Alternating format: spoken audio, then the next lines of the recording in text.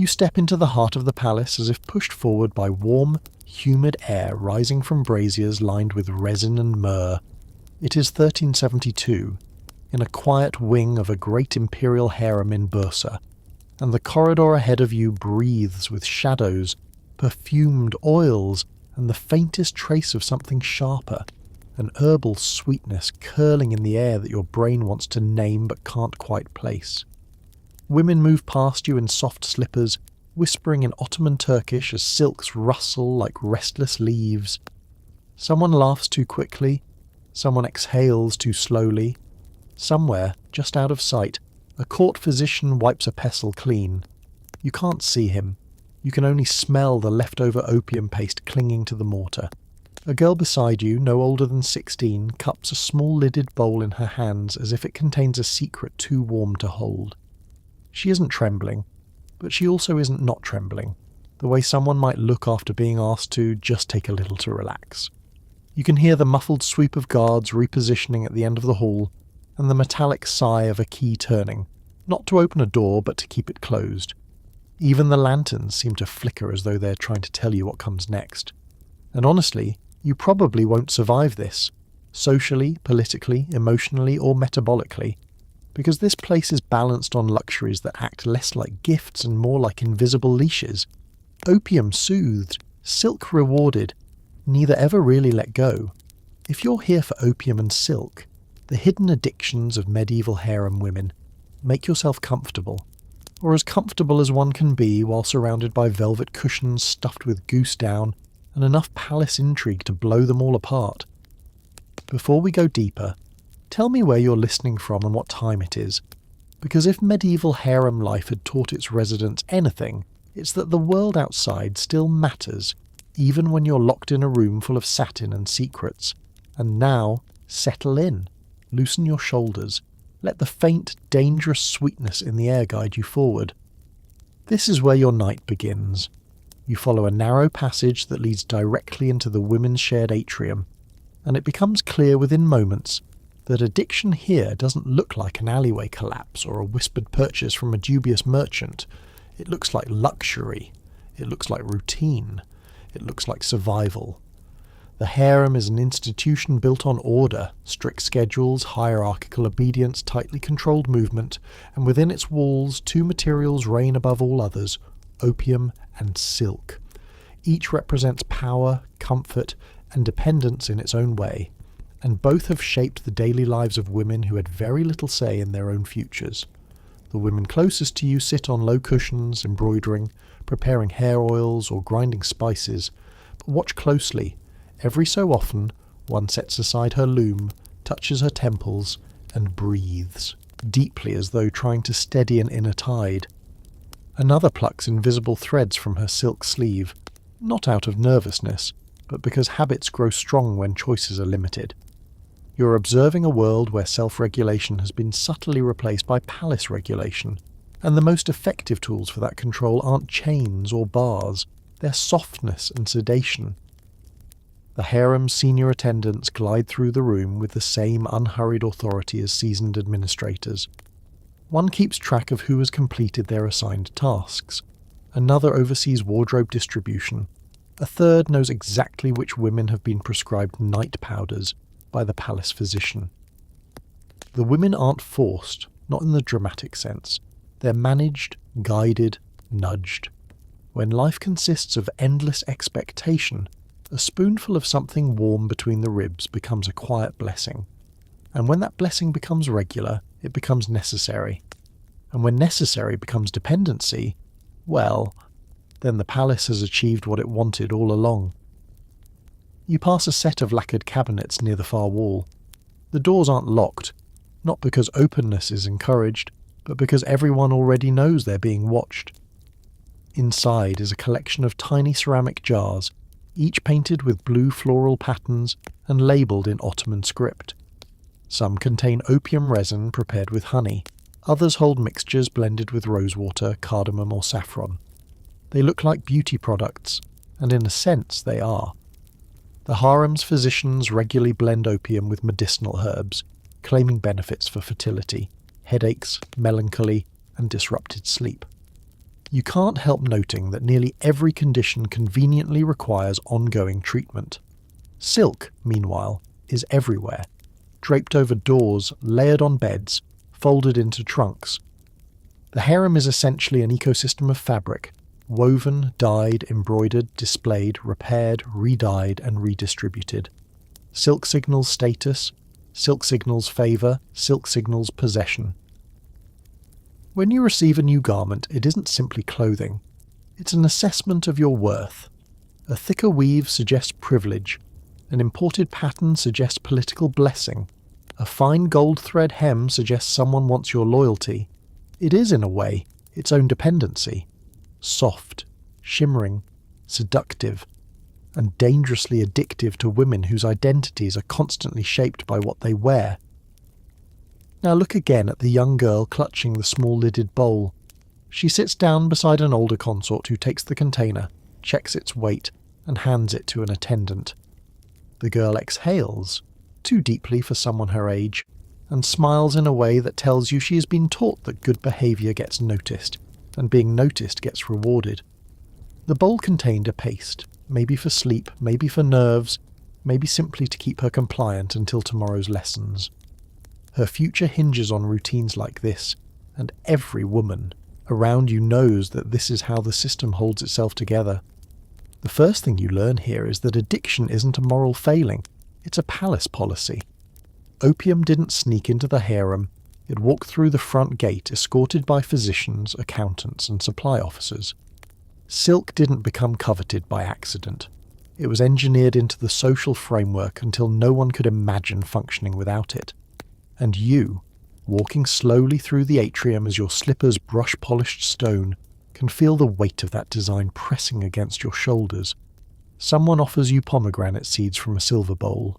They're bright, tart, refreshing, and for a moment you almost forget that your presence in this room would, in the 14th century, place you in a category of people whose willpower was considered irrelevant. A young woman across the room is being fitted into a new silk robe tailored precisely to her rank. The seamstress smooths the fabric over her shoulders, and the girl bites her lip, not out of discomfort, but because she understands exactly what this robe means. It means attention. It means expectation. It means the palace is watching her with new interest. Opium, in contrast, whispers. It doesn't display itself like silk. It slips in around the edges, soothing throats, loosening muscles, calming frustrations. You watch as a woman accepts a small cup of something warm with practiced ease. She drinks slowly, her shoulders relaxing within moments. There's no shame, no secrecy. This is medication after all. Just potent enough to quiet the mind, light enough to be justified, regular enough to become routine. A court physician enters briefly, his assistant carrying a tray of small folded papers tied with thread. Doses, prescriptions, instructions. He places the packets into labelled compartments on a shelf, makes a few notes on a wax tablet, and walks away as calmly as if he'd just delivered sacks of flour. Behind him, 2 attendants begin distributing the doses to the women who have been authorised to receive them. Watch their faces. Some accept the packet with relief, others with resignation, a few with barely hidden hunger. And through it all, silk sways under lamplight like a silent accomplice. The fabric catches shadows, reflects warmth, hides trembling hands, and softens the posture of women who learned long ago that being beautiful, even while struggling quietly, is part of survival. You run your fingers along a length of fabric draped over a low table. It's cool, impossibly smooth, dyed with indigo and pomegranate rind. The woman who wove it spent weeks creating it, her labour feeding into an internal economy that both supports and confines her. She's allowed to touch wealth, but not own it. Allowed to create beauty, but not control it. Allowed small comforts, but never true freedom. Opium, silk. 2 luxuries that promise ease yet bind tighter than any iron chain ever could. And, in this moment, you understand why this story must be told. From the inside, through the eyes of someone walking these corridors, breathing these scents, and witnessing the delicate machinery of control work with terrifying elegance. Remember the girl with the trembling, not trembling hands. She's laughing now, not loudly, just enough to blend in. She reaches for a strand of silk to help prepare a garment, and her fingers shiver slightly before steadying. She wants to excel, she wants to belong, and she wants whatever was in that bowl to keep making everything feel manageable. The harem glows with lantern light, scented oils, and muffled conversations. Addiction here doesn't look like chaos, it looks like order. And now the story moves forward. So when you drift deeper into the palace's service corridors, leaving behind the embroidered cushions and the soft thrum of women's voices, the air shifts. The sweetness that clung to the harem atrium gives way to sharper notes, spices, dry herbs, pressed leaves, and something unmistakably earthy. This is where the soothing paste in that little bowl truly begins its journey, long before it ever reaches a girl's trembling hands. You find yourself walking through the veins of a system that has perfected the art of obtaining exactly what the harem needs, even when that need is something as politically sensitive as opium. You pass by a storage alcove stacked with crates bearing foreign merchant marks, Persian script carved into cedar planks, faint Mongolian seals inked on canvas sacks, and the narrow red stripes used by Levantine traders. None of them red opiums, of course. That would be too obvious. Instead, everything is labelled with wonderfully vague terms like medical supplies, herbal compounds, and physician necessities. It's almost impressive how universally governments across time agree that the best way to hide something is simply to give it a respectable name. A eunuch clerk stands at a low table, counting coins into small piles. His expression is the exact opposite of relaxed, and you can tell by the way he taps the abacus beads that he is balancing not just accounts, but also plausible deniability. After all, opium doesn't simply appear inside palace walls.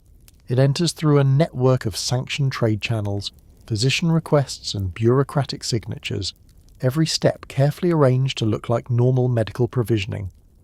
You shift your weight and notice a parchment ledger open on the table. You can't read all of it from this distance, but a few lines catch your eye. Dried poppy extract, prepared, sleeping draught ingredients, and herbal syrup base. None of these terms are lies. They're just not telling the whole truth. The palace physicians know exactly what they're ordering, the finance clerks know exactly how to categorize it, and the trade officers know exactly which caravans are reliable enough to trust with something this valuable. You think back to the harem atrium, the silk everywhere, the quiet cups of warm mixtures, the tiny blue jars. Now you're seeing the other half of the picture, the machinery behind the curtain.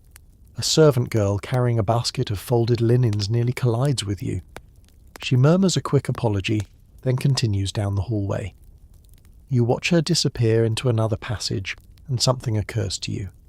Very few people inside the palace understand the entire supply chain. Most only ever see one piece of it. That's what makes it work. Fragmentation, specialization, secrets tucked inside other secrets. The palace physicians, however, sit at the center of it all. You enter their domain through a narrow doorway framed with carved wooden panels. The scent of dried herbs rushes at you instantly. Mint, safflower, chamomile. But beneath those familiar smells lies that distinctive heaviness again. Poppy, resin, something bitter. Something that wants to pull the eyelids downward with a single breath. Inside, shelves line the walls from floor to ceiling. Clay jars with careful markings. Folded papers tied with string. Copper scales polished so obsessively they reflect the lamplight like miniature moons. A physician stands at a work table, grinding something in a mortar. You half expect him to look up and scold you for intruding, but instead he simply continues working, as if strangers wandering into his workspace is the least stressful part of his day. He taps the pestle lightly against the bowl, checks the consistency of the mixture with a practiced gesture, and signals to his apprentice. The assistant brings over a tray and begins transferring the paste into small ceramic containers. You recognize them. Those same little lidded jars you saw sitting in the open cabinets of the harem. The moment feels like watching two ends of the same thread being tied together. Remember that faint poppy smell you noticed earlier? It's stronger here, layered with rose water and honey. Opium in its raw form isn't glamorous. It's sticky, pungent and stubborn. But palace physicians have perfected the art of refinement. They blend it into syrups, powders, pastes and pills that look more like luxury skincare than controlled substances. You hover near a cluster of scrolls pinned to the wall. They are supply requests written in tidy calligraphy. 10 measures poppy resin, highest grade. 3 flasks concentrated syrup for sleep. 2 bolts raw silk for filtering infusion. And there it is, silk appearing again. You laugh under your breath, because of course silk would have a role even here. Opium mixtures are filtered through fine silk to remove impurities. It's genuinely useful, but you're willing to bet somebody in the palace also appreciates the poetic symbolism of it. Addiction passing through luxury on its way to becoming necessity. The physician's apprentice gestures to the corner of the room, where a set of tall cupboards stand open. Inside are rows of containers with discrete markings. If you look carefully, you'll see that some symbols indicate strength. Mild, standard, or evening specific. It's like a medieval version of may cause drowsiness. Do not operate heavy carts. You find yourself wondering whether the palace doctors ever accidentally mixed up labels. Then you decide they probably didn't. They'd be executed if they did. A cart rattles into the room, pushed by a sweating porter. On it sits a bundle wrapped in coarse linen. The doctor opens it, inspects the contents, and nods. He signs another wax tablet. The porter bows quickly and retreats. You catch a glimpse of what was inside. Resin cakes stamped with Persian merchant seals. So that's the latest shipment. Now the question becomes, how did it arrive here? You follow a corridor that branches into an outdoor walkway overlooking the inner courtyard. Sunlight falls across mosaic tiles, and for a moment the palace looks peaceful, almost serene. But then you hear the low rumble of a caravan outside the southern gate. Camels, merchants, guards, and crates. One of the countless caravans moving along the Anatolian trade routes. Most bring textiles, spices, dyes, and metal goods. Some, however, transport goods that never appear on public manifests. The palace has a designated procurement office, a small administrative wing staffed by scribes, translators, and officials whose job is to negotiate, inspect, and tax incoming materials. It's an efficient system, and unsurprisingly, it keeps a separate drawer for anything medicinal. You slip into the office just as 2 merchants finish unrolling their inventory lists. The scribe examines each line, cross-referencing them with previous deliveries. Another scribe examines sealed bags using a slender tool to puncture and test small samples. The bags containing poppy resin are sampled like spices, a pinch burned, a pinch dissolved, a pinch rolled between the fingers to test for freshness. Their practiced impartiality is almost comical, like they're checking cinnamon quality instead of something far more politically potent. Behind them, a eunuch official signs a receipt for herbal extracts. Once signed, the goods become palace property, and once they are palace property, they are invisible to the outside world. One merchant bows deeply, pockets a pouch of coins, and slips out. You notice him smirking, just slightly. After all, he knows exactly what he just sold, and the palace officials know exactly what they just bought. But the paperwork, clean as a polished mirror. You wander deeper into the storage rooms. Crates labelled wool, olive oil, and spices sit beside sacks marked medicinal resin. Some crates contain textiles, silk, cotton, wool, but tucked strategically among them are the heavy, dark resin cakes. Hidden in plain sight, it's almost elegant, and this is where the next part of the supply chain comes into play, transport within the palace. Once physicians approve the shipment, special runners deliver it through secure corridors, bypassing public areas entirely. You watch as 2 couriers, young men with silent footwork and serious expressions, carry small wrapped bundles into the pharmacy room. Every step is monitored, every exchange is logged, every mistake is noted. It's not exactly romantic, but it's incredibly efficient. By now you understand why the harem women accept their nightly doses so readily. They trust the palace doctors because the system itself appears trustworthy. Clean, orderly, professional. They never see the merchants smirking, or the scribes double-checking bribes, or the officials stamping disingenuous labels. They only see a physician saying, "Take this, it will help." And when your entire life depends on staying in someone's good graces, you don't argue with the person holding the jar. You follow one more corridor that leads to the laundry courtyards, where fabric is washed, dried, and sorted. The same silk used to filter opium mixtures hangs here in long shimmering sheets. Some workers scrub stains from robes, others knead laundry soap into mountains of cloth. You pause near a basin where a woman rinses a length of silk dyed pale rose from an earlier filtering batch. She wrings it out and spreads it in the sun. It's beautiful, soft, delicate, and it carries the faint scent of the very substance that is shaping the harem's daily rhythms. Another attendant nearby whispers to a co-worker about the latest physician order. The lady of the green pavilion needs more night syrup. The other woman nods knowingly. No one seems surprised. It's simply part of the routine. As you watch the silk drying, a realization settles in your chest like warm sand. The entire palace, not just the harem, is complicit in maintaining this flow. Caravans, merchants, clerks, doctors, porters, attendants, seamstresses. Everyone contributes. Everyone benefits. Everyone pretends it's merely medicine. And this shared denial is what allows the system to keep turning. A breeze drifts across the courtyard, carrying scents of jasmine and distant smoke. Workers laugh softly. Somewhere behind you, a trader negotiates another shipment. And within the harem walls, women wait for the next dose that keeps their world steady. You understand now that the sweetness floating through those embroidered halls wasn't accidental. It was curated, financed, administered, expected. Opium didn't sneak into the harem. It was delivered with impeccable paperwork, which is why, when you drift back from the courtyard and re-enter the cool interior halls, you begin to understand how effortlessly the palace physicians justify every grain, every drop, every carefully prepared dose that ends up in a woman's hands. If silk is the visible fabric of the harem, opium is the invisible stitching, the thing that keeps everyone calm, compliant, productive, and most importantly, manageable under the crushing weight of palace expectations. You follow the narrow hallway until it opens into another room used by the medical staff, a low-ceilinged chamber packed with scrolls, wooden cabinets, and an astonishing number of cushions for patients who were never actually consulted about their treatments. A long brazier burns in the centre, heating a pot of herbal infusion, and once again the scent hits you.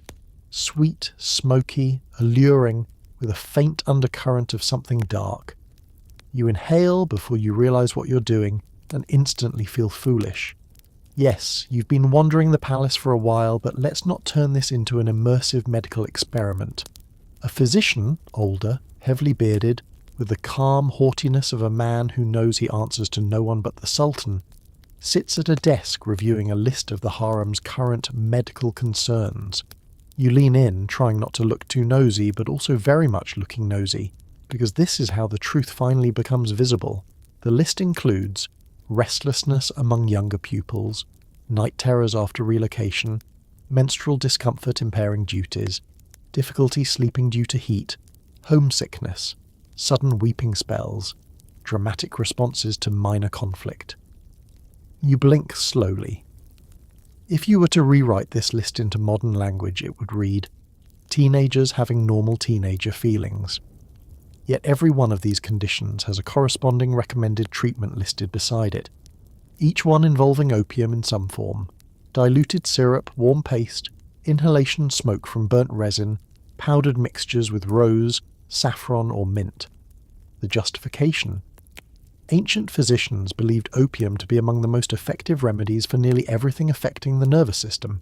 Headaches, stomach cramps, spasms, grief, melancholy, insomnia, panic, heartbreak, you name it. Opium was the all-purpose solution. Convenient, isn't it? Especially for an institution filled with women who are uprooted from their hometowns, separated from their families, forced into a rigid hierarchy, constantly evaluated on their beauty and obedience, and surrounded by rivals. Of course they were anxious. Of course they cried. Of course they struggled to sleep. And of course, the palace preferred chemical calm over emotional chaos. The physician dips his pen into ink and makes tiny annotations beside each complaint. A young consort fainted during embroidery training. Increase nightly syrup. A senior attendant reported tension between two women vying for the same tutor's attention. Administer calming draught before evening ritual. A girl complained of stomach cramps. Mix resin with honey and coriander. You want to roll your eyes, except the physician seems so confident, so certain, so incredibly pleased with the depth of his medical insight that you almost admire his audacity. He identifies patterns that sound professional, but are really just the palace version of give them something so they stop arguing. Suddenly a door to the chamber swings open, and a young woman is escorted inside by two attendants. She looks exhausted. Eyes red, shoulders tense, breaths too shallow. She sits before the physician, hands folded in her lap, and he begins asking questions with detached politeness. Are you sleeping? Are you eating? Are you performing your duties? She nods to all three because what else can she say? The physician writes a note anyway. Emotional imbalance due to excessive imagination. You nearly choke on your own tongue. Excessive imagination? If that's a medical condition, then half the world needs treatment. The physician doesn't pause. He reaches for a jar, scoops a small amount of paste, and passes it to an attendant with instructions. Half before sleep, half after evening prayers. The girl bows, relieved, as though she's been handed a solution rather than a sedative. She walks out slowly, the attendants guiding her with practiced calm. And that moment right there, that's where the justification becomes the addiction. Not because the girl wants the opium, not because she even understands it, but because someone with absolute authority just told her that she needs it. And when you're living in a palace where doctors, eunuchs, and senior consorts manage your health like a shared household asset, you don't question the prescriptions, you accept them, you incorporate them, you depend on them. The physician continues his work, and as you watch him, you start noticing patterns in the way he diagnoses. They're not based on intense examinations or physical tests. They're based on behavior. If a woman is too loud, too tense, too emotional, too rebellious, too outspoken, too withdrawn, too unhappy, there is a treatment. If she is performing well but nearing exhaustion, another treatment. And if someone needs to be calmed before an event, softened before difficult news, or made presentable before meeting a superior, well, that's what the evening dose is for. You move toward another shelf lined with recipe scrolls. They describe mixtures used for women's health, each one blending medicinal herbs with varying opium strengths. Calming syrup for monthly pains, night comfort paste for sorrow, herbal smoke for soothing agitation, honey drop mixture for sleeplessness. That last one contains instructions so precise: heat to exactly the temperature of a warm palm, stir for 70 heartbeats, that you wonder how many apprentices spent their entire lives counting out mixtures in tiny increments. You also spot a note recommending that the syrup be served with sweet pastries to mask bitterness. And you imagine women nibbling delicacies that carry a dose potent enough to change the course of their entire evening. The justification for all this, of course, is medical tradition. Scholars in Persia, Egypt, and the broader Islamic world had been writing about opium for centuries, its benefits, its dangers, its careful application. The palace physicians see themselves as part of this lineage. They quote ancient texts, they reference long-established remedies, and because the harem must always appear well-managed, serene, obedient, and orderly, the doctors can easily defend the widespread use of opium as essential to maintaining women's wellness. But the truth becomes clear as you stand there watching them work. This isn't medicine. This is administration disguised as healthcare. Their goal is not to cure, their goal is to regulate. A young attendant approaches the physician carrying a basket of folded scrolls. She bows and presents the latest reports. Descriptions of each woman's mood, energy levels, productivity, and interactions. You realize the physicians don't diagnose symptoms. They diagnose behavior reported by others. They don't witness distress firsthand. They respond to the palace hierarchy's expectations. If a senior attendant says someone is difficult, she receives calming medicine. If a woman is too upset to embroider, she receives pain relief syrup. If she's too distracted during lessons, she receives something to make her mind quiet. You glance through a scroll left on the table. It describes the medical benefits of opium in flowery language. Soothes the nerves, warms the blood, centers the mind, awakens healthy obedience. That last phrase makes you squint. Healthy obedience? Did someone really write that with a straight face? You consider adding side effects may include agreeing with everything your superiors say, but maybe that wouldn't pass the Palace publishing guidelines. Just as you're about to step back, another exchange draws your attention. A eunuch brings in a sealed box labelled urgent.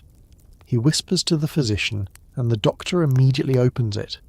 Inside is a pouch of darker, higher quality resin. The physician nods. For the favoured consort, he says. She requires stronger relief. Relief. Sure, that's one word for it. Another would be emotional quieting agent, so she remains pleasing to the Sultan despite the unbearable pressure of her position. The physician hands the pouch to his assistant and dictates a new recipe. Boil with pomegranate peel, add rosewater, 1 teaspoon nightly. You can practically hear the unspoken line. Make sure she stays calm, beautiful, and politically neutral. The assistant writes everything down, adjusting the measurements with absolute precision. No one questions whether the consort actually asked for a stronger dose. No one asks whether she's struggling, grieving, or simply exhausted. No one asks whether she wants anything besides silence in her own mind. This is how medical justification works here. Every emotion becomes a symptom. Every symptom becomes a prescription. Every prescription becomes dependency. And because the doctor says it's medicine, the palace says it's necessary, and the women say they trust the doctor, no one ever needs to confront the uncomfortable truth. You take one last look around the chamber. The shelves, the jars, the scrolls, the brazier, the workers moving with measured calm. Everything here feels controlled and purposeful, but beneath it all runs a silent undercurrent of something else, something the palace will never openly acknowledge. Addiction doesn't start with desire, it starts with authority. And inside these walls, authority comes in tiny ceramic jars. So by the time you step away from the medical chambers and follow a quiet corridor leading back toward the residential quarters, you begin noticing signs of something you didn't catch before. Not the opium itself, but the way young women first encounter it without ever realizing they've crossed a threshold. The harem is filled with rituals masked as routines, lessons disguised as luxuries, and tiny choices that aren't really choices at all. And this is where exposure begins. Not with a doctor's prescription, but with everyday habits carefully shaped by the palace around you. The first thing you notice is how young some of the girls here are. 12, 13, maybe 14. Their hair smells of jasmine oil and almond paste. Their hands are small, nimble, perfect for embroidery and lacework. And their minds are open. So open that anyone with authority can pour in whatever they like. You enter a training room where novice attendants sit cross-legged on cushions, learning grooming routines that have existed here for generations. A senior woman, wrapped in pale green silk, moves through the room like a patient instructor who has long since accepted that absolute control requires constant repetition. She demonstrates how to grind saffron, how to fold silk veils so they fall just right, how to braid hair smooth as polished rope. But every few minutes she pauses to press a tiny spoonful of something into a cup of warmed milk and hand it to a girl who looks fatigued, overwhelmed, or simply slow to respond. The girl sips obediently. You watch her shoulders relax. She blinks slower, breaths deepening, expression softening. And unless you'd already walked through those physician chambers, you might have mistaken this for a normal grooming refreshment. But here, you know exactly what's swirling in that milk. A young girl beside her stares curiously, then glances at the senior woman as if silently asking, "Is that for me too?" The instructor pats her cheek gently. "Not yet, my sweet. You'll receive your turn when you're ready." Ready. a word that sounds harmless until you realize it means when you've shown enough obedience to be trusted, with sedation. Across the room, a group of girls rub perfumed oils into their arms and necks. The instructor circulates again, adjusting their posture, combing stray hairs, correcting their hand placement. At first glance, these grooming rituals look like beauty practices, but in reality, they're lessons in compliance. By teaching girls early that their bodies must always be arranged, softened, prepared, and perfected, the palace ensures they grow into women who never question the routines imposed on them. And as a final touch, a small tray appears, tiny round pastries dusted with sugar. The girls giggle, reaching eagerly. You look closely. Some are harmless sweets. A few, however, contain a faint flecks of darker paste, barely visible unless you know what to search for. These aren't full doses, just the smallest introduction. Enough to take the edge off homesickness, fatigue, or fear. Enough to create positive associations, comfort, warmth, indulgence. A girl bites into her pastry and sighs so dramatically you have to stifle a laugh. Another nudges her friend, whispering, "These are only given on good days." Good days. The palace has essentially turned chemical sedation into a reward system. And like all reward systems, it becomes a type of craving. Not the substance yet, but the moment. The sweetness, the approval, the softness. The next room you enter is quieter, an area where young women practice reading, reciting poetry, and learning court etiquette. The lessons are rigorous, and mistakes are corrected with gentle but unyielding firmness. At the back of the room sits a girl blinking rapidly, trying not to cry over a mispronounced word.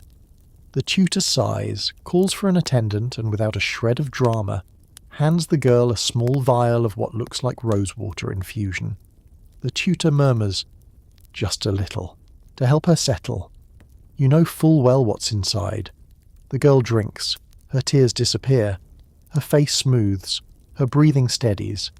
This is how early dependency begins, not with addiction, but with relief.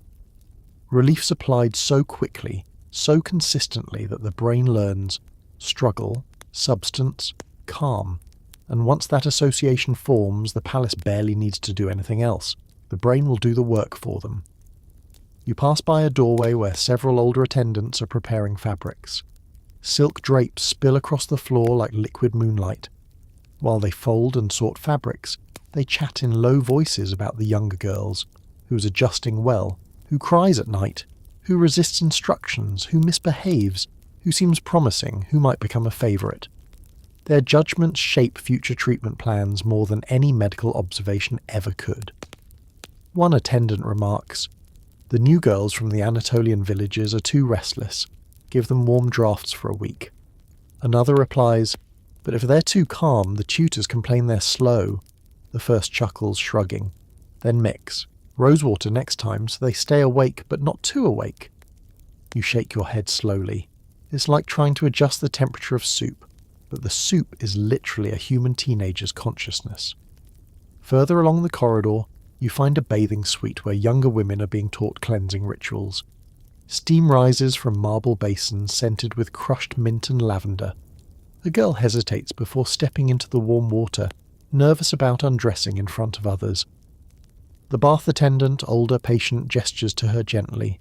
"Drink this," she says, offering a cup. "It will help you relax." The girl accepts with shaky hands and sips. You wait. 1 minute. 2. Her heartbeat slows. Her shoulders drop. She steps into the water. "See," the attendant murmurs. "It's easier when you trust me." Trust. When combined with dependency, it becomes one of the strongest leashes in the world. You step into a hallway branching toward the sleeping quarters. Soft lamplight glows through carved wooden screens. You hear quiet laughter, young, bright, unburdened. You peek inside a small room where 4 girls are braiding each other's hair before bed. One of them unwraps a cloth package containing what she calls night sweets, a simple term the palace surely didn't invent but has learned to exploit. Each girl takes one. They tease each other about who braided too tight, who will fall asleep first, who had the most boring lesson of the day. Their innocence is disarming. None of them realizes they are being conditioned. None of them thinks of opium. None of them recognizes that the small, pleasant fog settling over their thoughts isn't emotional comfort. It's chemical sedation. A girl lies back on her cushion, murmuring, "When I have these, I dream of home." She smiles.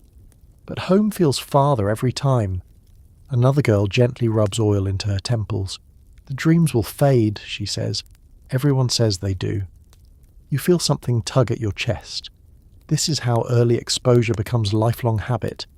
They learn to expect comfort from the palace, not from themselves. Moving through the residential wing, you find another group of girls practicing music. Their teacher notices two of them growing agitated as they try to master a difficult rhythm. Instead of raising her voice, she simply sends for a warm drink. When the girls sip it, their frustration softens. The rhythm smooths. The lesson continues. The teacher looks pleased with herself, as if she's taught music rather than chemical compliance. You watch all this unfold and realize that early exposure isn't presented as a vice, a risk, or even a decision. It's woven seamlessly into daily life, until the girls simply can't separate the palace routine from the chemical comfort layered into it. Exposure comes through.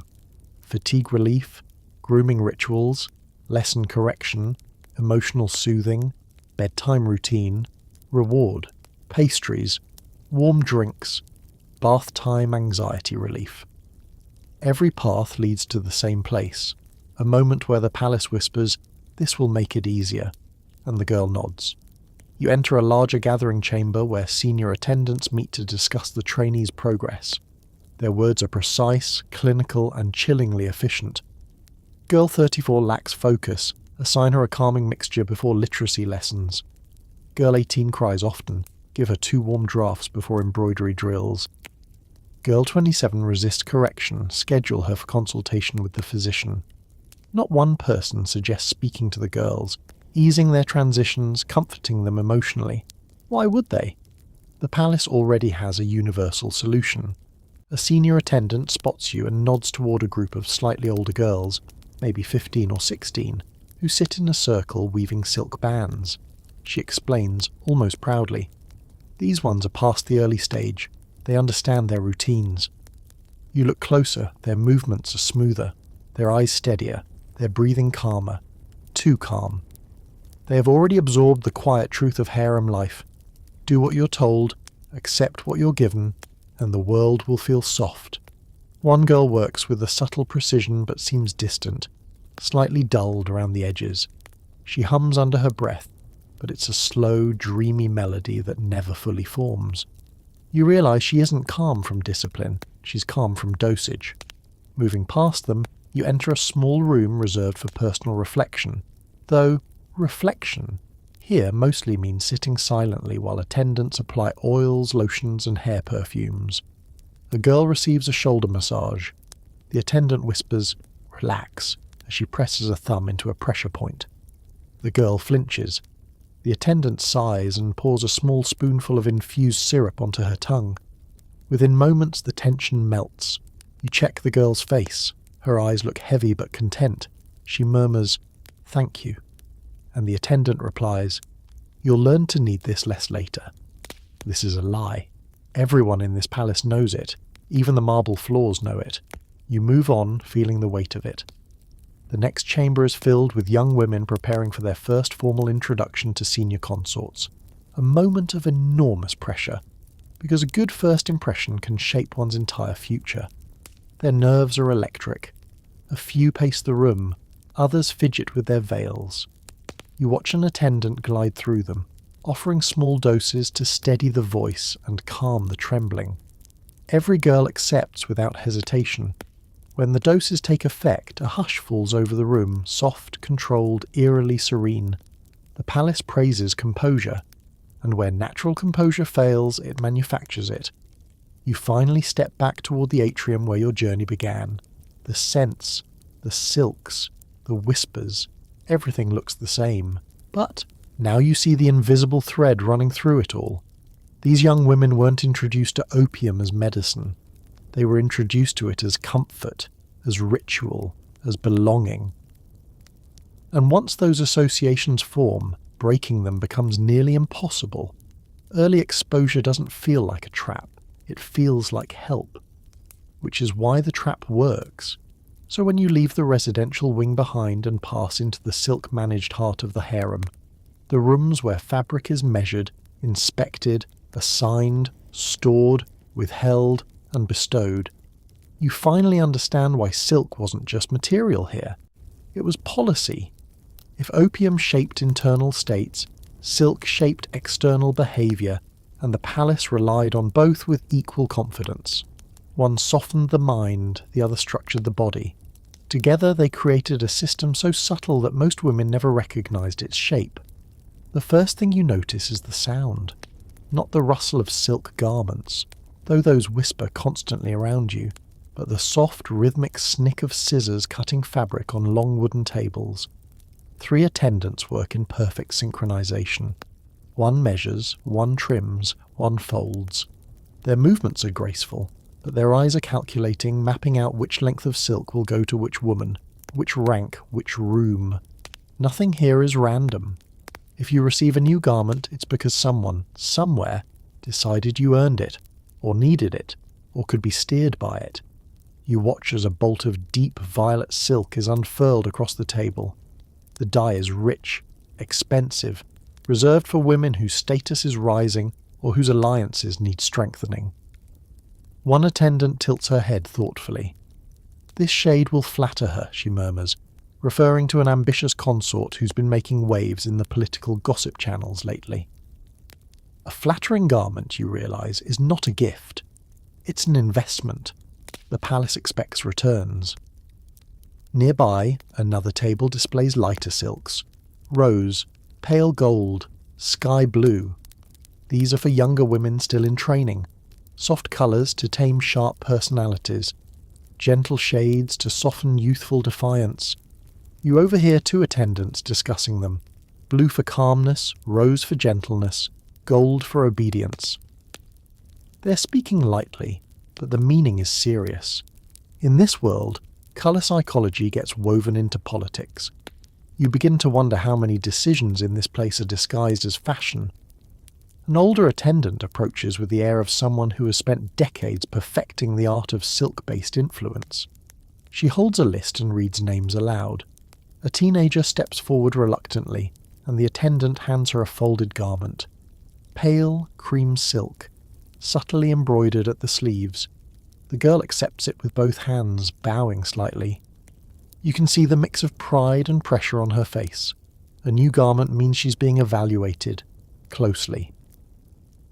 Another girl steps forward next. She receives nothing, just a nod and a pointed reminder. To work harder. The message strikes like a pebble dropped in quiet water. You can feel the ripple of humiliation. Silk isn't evenly distributed. It's earned, withheld, granted, revoked. It is currency. And currency controls behaviour faster than punishment ever could. You step closer to a cabinet where finished garments hang in rows. Colours shimmer like stacked sunsets. Some are sleeveless, meant for inner chambers. Others carry intricate embroidery indicating they're for women allowed in semi-public palace events. A select few, heavy with gold thread, signify proximity to the Sultan's circle. One garment can change a woman's entire trajectory. It can elevate her rank, signal her loyalty, or position her as a rival. No wonder the harem treats silk like destiny. An attendant pulls out a robe and examines it critically. "The stitching is imperfect," she declares. "She won't receive it yet." The young seamstress beside her bows apologetically, trembling slightly. The robe is confiscated, the girl returned to her workbench. You catch her expression, shame mixed with fear. You suddenly realise that silk isn't just bestowed upon the women, it's also crafted by them. Endless hours of embroidery, sewing, dyeing, hemming. They create the beauty that binds them. As you watch her stitch, it clicks. Silk is labour and reward. The palace has managed to turn both into tools of control. Farther into the room, you find racks of silk veils sorted by transparency. Some are thin as breath, others thick enough to muffle light. You overhear two attendants whispering about them. Give the thicker veils to the women who gossip. They'll be less tempted to talk with their mouths covered. It's a joke. Mostly. But like every joke here, it carries a truth. Fabric can restrict behaviour without ever being labelled as discipline. You move to a smaller side chamber where attendants prepare garments for distribution. Here the conversations grow quieter, more strategic. She's been restless, one murmurs. Give her a softer weave. Softness calms the spirit. Another replies, but don't give her anything too luxurious. She hasn't earned that. Listening to them feels like eavesdropping on a committee that governs mood, ambition and morale through nothing more than texture and thread count. One attendant holds up a length of silk dyed a brilliant emerald. This is for the lady of the green pavilion, she says. A reminder of her rank. A reminder, as if she could ever forget. But when silk functions as a constant reinforcement of status, the palace doesn't leave room for subtlety or humility. You imagine the lady slipping into this robe tonight, adjusting the sleeves, feeling the weight of expectation on her shoulders. Silk carries messages. Wear this and remember who you are. Wear this and remember who you serve. Wear this and remember how quickly such luxury could be taken away. You continue deeper, into the textile wing until you find the dye room, where vats of colour bubble like cauldrons. The air is thick with steam and minerals. Women stir dyes with long paddles, their hands stained with colour that won't wash out for days. You step closer and notice that some silks are dyed twice, once for colour, once for symbolism. A soft lavender for mourning, a bold crimson for ceremony, a muted bronze for women assigned to quiet duties. Everything here communicates something, and because silk communicates status so clearly, the palace can manipulate behaviour simply by adjusting which garments go to which women. Give a girl a fine silk robe one week, then replace it with coarse cotton the next, and she'll reshape herself to win back the luxury she lost. Silk becomes not just clothing, but motivation. You turn toward the sorting tables again, just as a group of women enters the room. They're older, more confident, clearly higher ranking. They move through the space like women accustomed to having their preferences catered to. One of them taps an attendant's arm lightly. "This pattern is beneath me," she whispers, pointing to a folded robe. The attendant immediately pulls it aside, promising to prepare something more fitting. The women exchange small smiles, soft, knowing, edged with power. In this room, they've learned how to use silk as leverage. But then you notice something. Even these higher-ranking women glance subtly at the storage cabinet where the finest silks are kept. Even they seem to crave the next garment, the next shade, the next symbol of favour. Dependency doesn't only affect the powerless, it runs up the hierarchy too. Opium sedates, silk motivates. Together they create a population that is calm but striving, obedient but ambitious, controlled but hopeful. It's a beautifully cruel design. In one corner, you spot a young woman who clearly doesn't belong to the upper ranks. She's holding a garment carefully, almost reverently. An attendant approaches. "Who told you to handle that?" The girl startles, nearly dropping the fabric. She stammers an explanation, but the attendant cuts her off. "That robe is not for you. Put it back." The girl nods quickly, returning it to the table with trembling hands. The humiliation is quiet but sharp. And that's when you understand why silk works better than threats ever could. Threats create rebellion. Silk creates longing. Longing is stronger. A loud clatter draws your attention. A bundle of raw silk threads falling from a shelf. Two attendants scramble to collect them. "Careful," one scolds. "This shipment came from the Eastern traders. If any of it's damaged, the cost will fall on us." You sense real fear there. Silk is expensive, regulated, and sacred within the palace economy. Losing even a handful of threads can ruin an attendant's position. And here is another subtlety. The women aren't just controlled by receiving silk, they're also controlled by the fear of damaging it. Every garment they touch reminds them that perfection is required. Always. You move on to a quieter space. a storage alcove where garments await special ceremonies. Here, everything is wrapped in protective cloth. The air carries a faint scent of cedar and rose. You run your fingers along a sleeve embroidered with gold. It's heavy, sumptuous, beautiful enough to break a heart. And you think about the girl who will wear it. How she'll be praised, how she'll be watched, how she'll be evaluated for everything from posture to political potential. Silk doesn't just shape behaviour, it shapes identity. You circle back toward the main workroom, catching snippets of conversation. She'll behave better once she's given her new robe. If she disobeys again, take her veil away. The younger girls calm down when they're given soft fabrics. Luxury keeps them loyal. Luxury keeps them loyal. The phrase sticks to you like powdered dye. You've seen it already in the pastries, the warm drinks, the tiny jars of opium.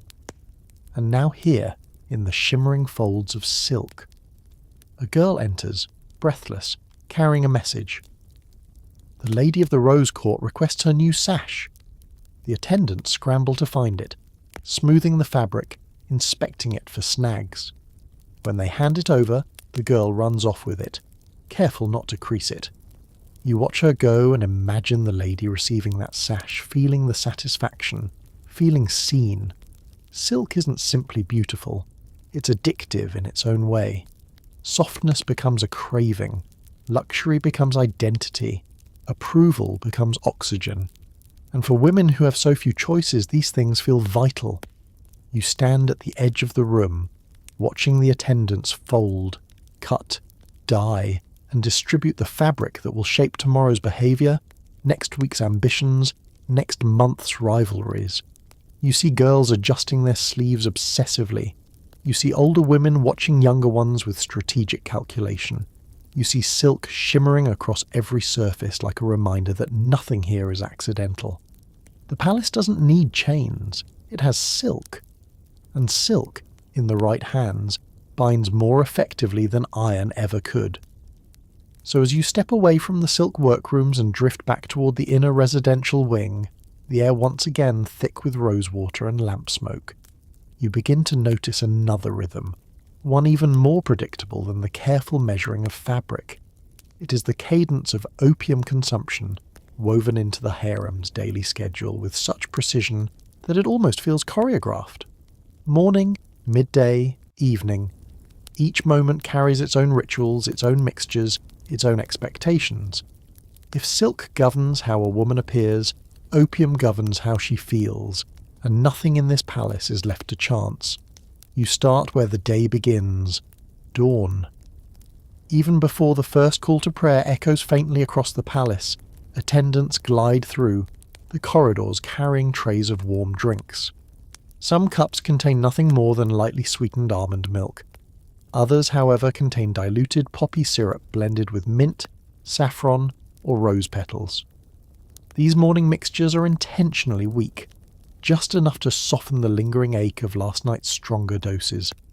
You watch as a girl, barely awake, accepts a small porcelain cup from an attendant. She sips automatically, the same way someone today might reach for their first coffee without question. The cup returns to the tray. The girl rubs her eyes. Her posture loosens. Morning has begun. Not every woman receives the same mixture, of course. The doses reflect status and sensitivity. Younger girls or lower-ranking attendants are given lighter blends, while favoured consorts, those whose duties include rituals, appearances, or direct service to high-ranking figures, are given something slightly stronger to keep their nerves quiet and their expression serene. A palace like this expects constant composure. Since natural composure isn't always available, the physicians simply manufacture it. By mid-morning, the harem hums with energy. Lessons begin, work assignments are distributed, silk is sorted, embroidery classes commence. And at this stage of the day, opium consumption shifts to a subtler form, powders and tongue drops. You follow an attendant to a small steel-inlaid cabinet tucked discreetly behind a carved screen. Inside are small folded papers containing powders meant to be taken as needed. And as needed here is an elastic term. A young woman struggling with fine embroidery takes one, Another girl frustrated by a misbehaving loom takes one. A senior attendant preparing for a contentious meeting with a palace official takes two. You watch this like an anthropologist observing a species that has perfected the art of passive medication. No one dramatizes it. No one appears ashamed. They simply accept that this is how the palace expects them to function. Their emotions aren't their own. Their anxiety isn't their own. Their calmness isn't their own. It's regulated like water flow through an aqueduct, tightly controlled, necessary, and never acknowledged out loud. Near the midday hours, something changes. The palace quiets. The bright noon light filters through lattice windows and falls across cushions arranged in communal rest areas. Here the midday doses appear in their most iconic form, honeyed opium pastes. These are thick, warm, sticky mixtures served on tiny spoons and usually paired with sesame cakes. The idea is to create a restful moment, a sanctioned pause, a period of stillness. You watch the ritual unfold. Women recline on cushions, their silk robes catching dust motes like a soft halo. Attendants kneel beside them, offering tiny spoons. A woman opens her mouth without hesitation. A spoon touches her tongue. Her eyes flutter briefly. She chews the accompanying cake. Within minutes, the entire room takes on a dreamy quality.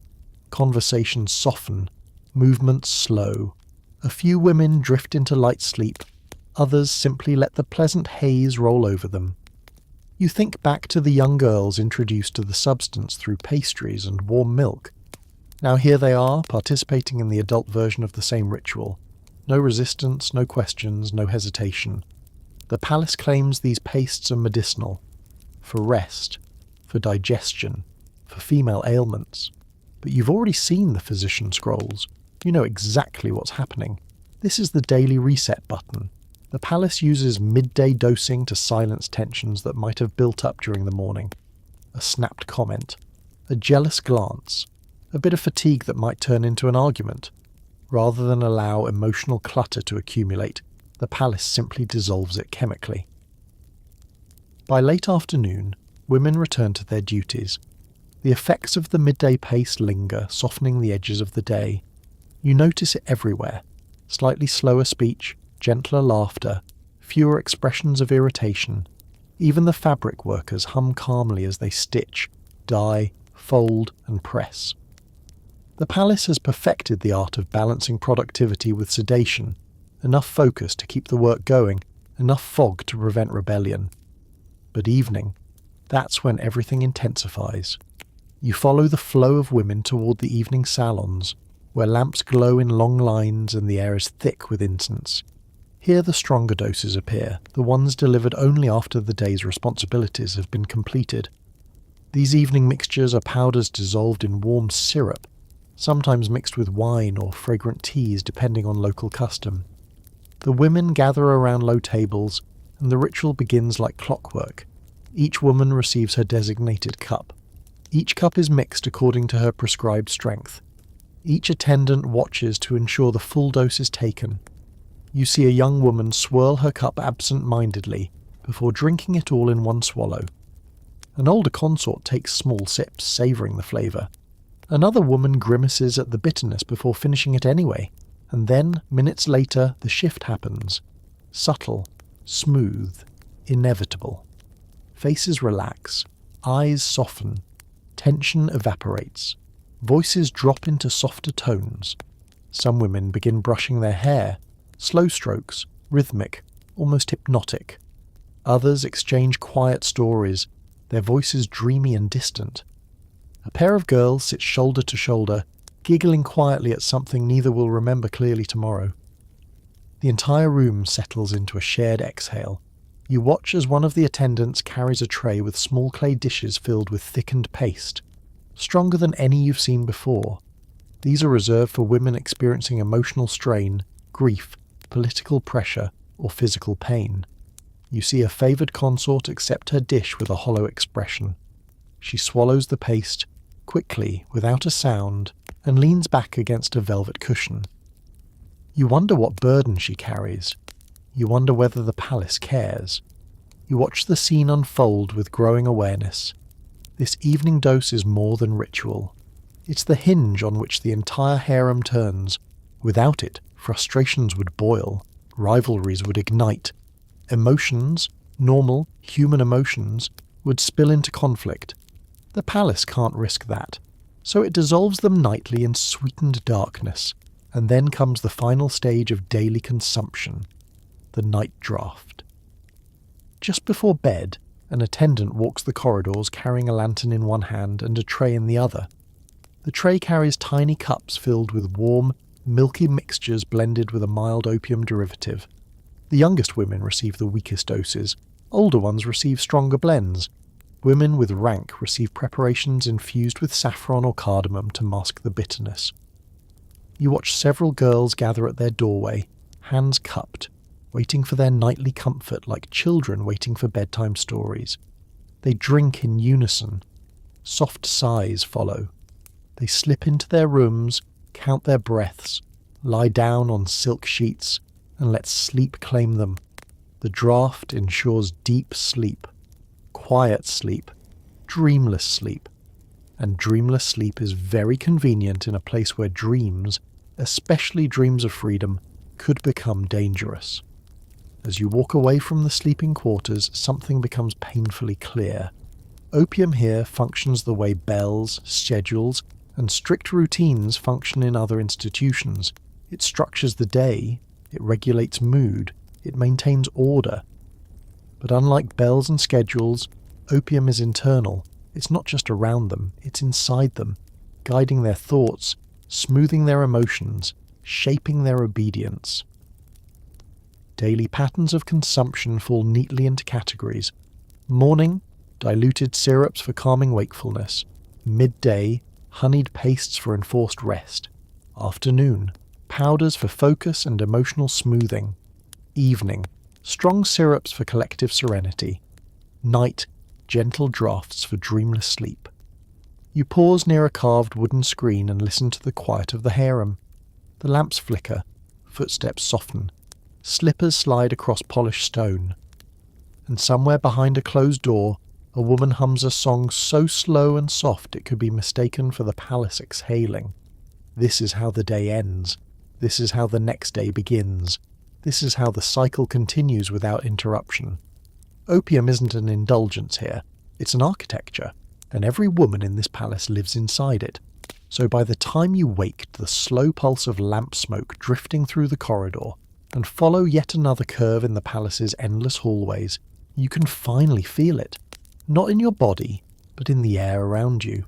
A quiet reliance, a soft expectancy, a subtle leaning. The women here don't just use opium, they move through their days in orbit around it, and that dependency, emotional, psychological, social, has become as ingrained as the palace walls themselves.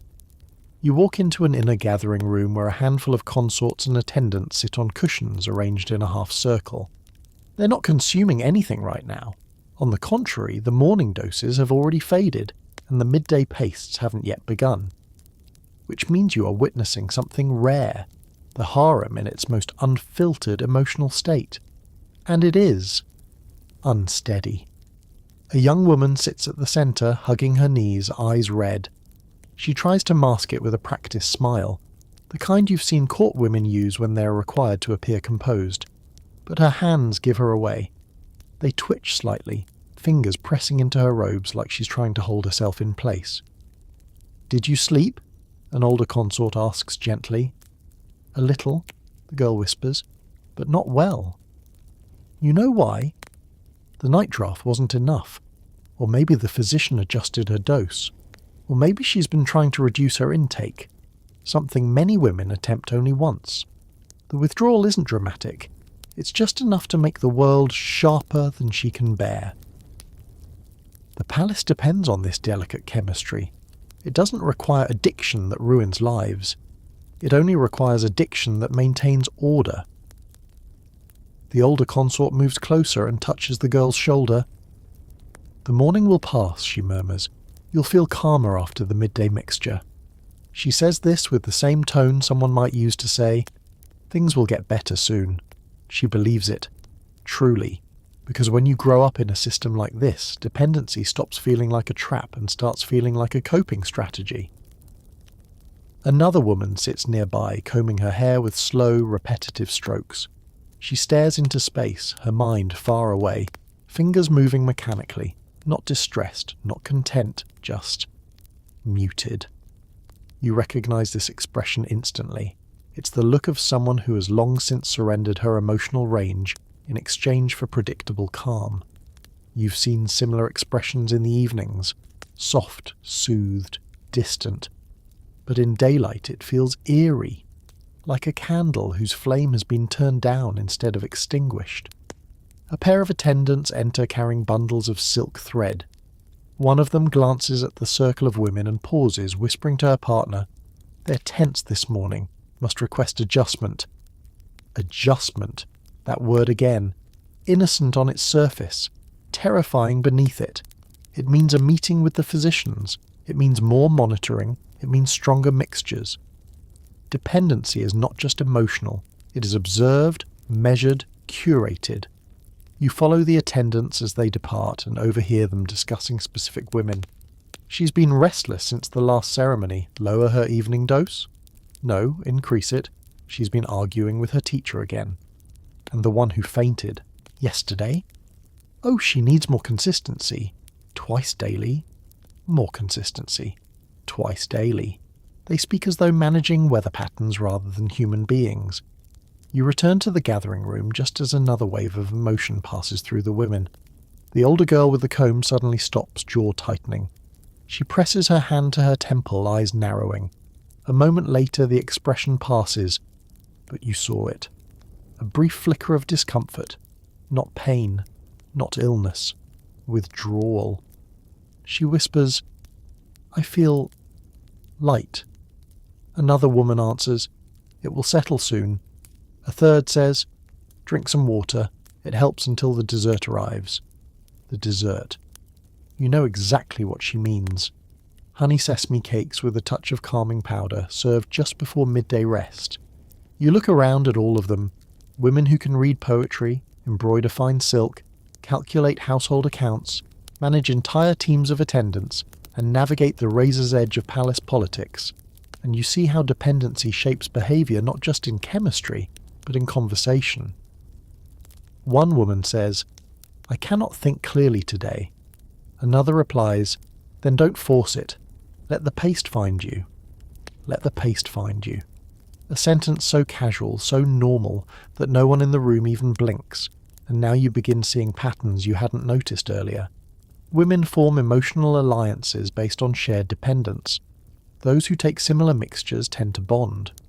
They soothe each other, cover for each other, exchange strategies for managing their symptoms. You overhear a pair talking. "Yesterday I felt dizzy before the evening session." That means you need more sweetness in the mixture. Ask for rose water. Will they grant it? They will if they think it improves your obedience. They don't whisper this part. It's simply accepted reality. Another group near the far wall discusses the opposite problem. Dependency that has escalated beyond what the physicians intended. "I can't sleep without the night draft." "You're not meant to." "But I can't go without it even once." "None of us can." They say this matter-of-factly without shame. They've internalized dependency as part of being a woman in the palace. Like embroidery, like court etiquette, like wearing silk. One girl quietly adds, "Sometimes I wake before dawn and feel empty." She pauses, pressing a hand against her chest. It's like something is missing inside. Another touches her arm softly. That happens to everyone at first. It goes away once you stop resisting. Resisting. Another curious word. The palace interprets independence as resistance, strong will as resistance, anxiety as resistance, grief as resistance, and every form of resistance has a prescribed solution. Soften it chemically. You slip into a smaller adjacent room where a few women sit on cushions, murmuring near a small bronze heater. One of them clutches her shawl, shaking lightly. Her friend rubs her back soothingly. "You're all right," she whispers. "It's just the morning gap." The morning gap. Your mind stumbles over the term, the period between last night's draft and the first midday dose, a naturally occurring withdrawal window. Some women hide the symptoms well, some don't. A woman enters abruptly, looking rattled. "Is anyone else having headaches today?" she asks. A chorus of nods. She sighs in relief. Good. So it's not only me. One woman replies, "It's the shift in temperature. They'll adjust the mixtures soon." Another says, "No, it's the stress from last night's argument." But you know better. You've observed the rhythms. This isn't temperature. This isn't argument. This is dependency quietly unfurling beneath their conversations. You wander back into the main atrium where a group of women sit weaving silk cords. They chat lightly, but their movements are slow, slightly dreamy. One girl drops her spool and giggles at herself, murmuring, "My fingers are still waking up." Another replies, "Mine too. I hope today's mixture isn't too strong. I made a mistake yesterday and nearly embroidered the wrong emblem." They're aware of the effects, they're aware of the risks, but none of them question the system itself. Dependency becomes part of their identity. I need the draft to sleep. I need the pace to stay calm. I need the powder to perform well. I need the syrup to avoid punishment. Each need becomes more ingrained as the palace reinforces the idea that emotions are problems and sedation is the solution. But the most chilling dependency is not physical, it's social. One girl hesitates before taking her morning cup. The other women stare at her, not with judgment, but with concern. "If you skip it, you'll shake," one warns. "You'll cry during lessons," another says. "They'll report you for instability," a third adds. The girl lifts the cup to her lips.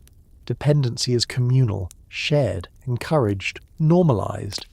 It's not anchored in secrecy, but in routine, in social pressure, in the desire to belong to a group of women who are all moving to the same softened rhythm.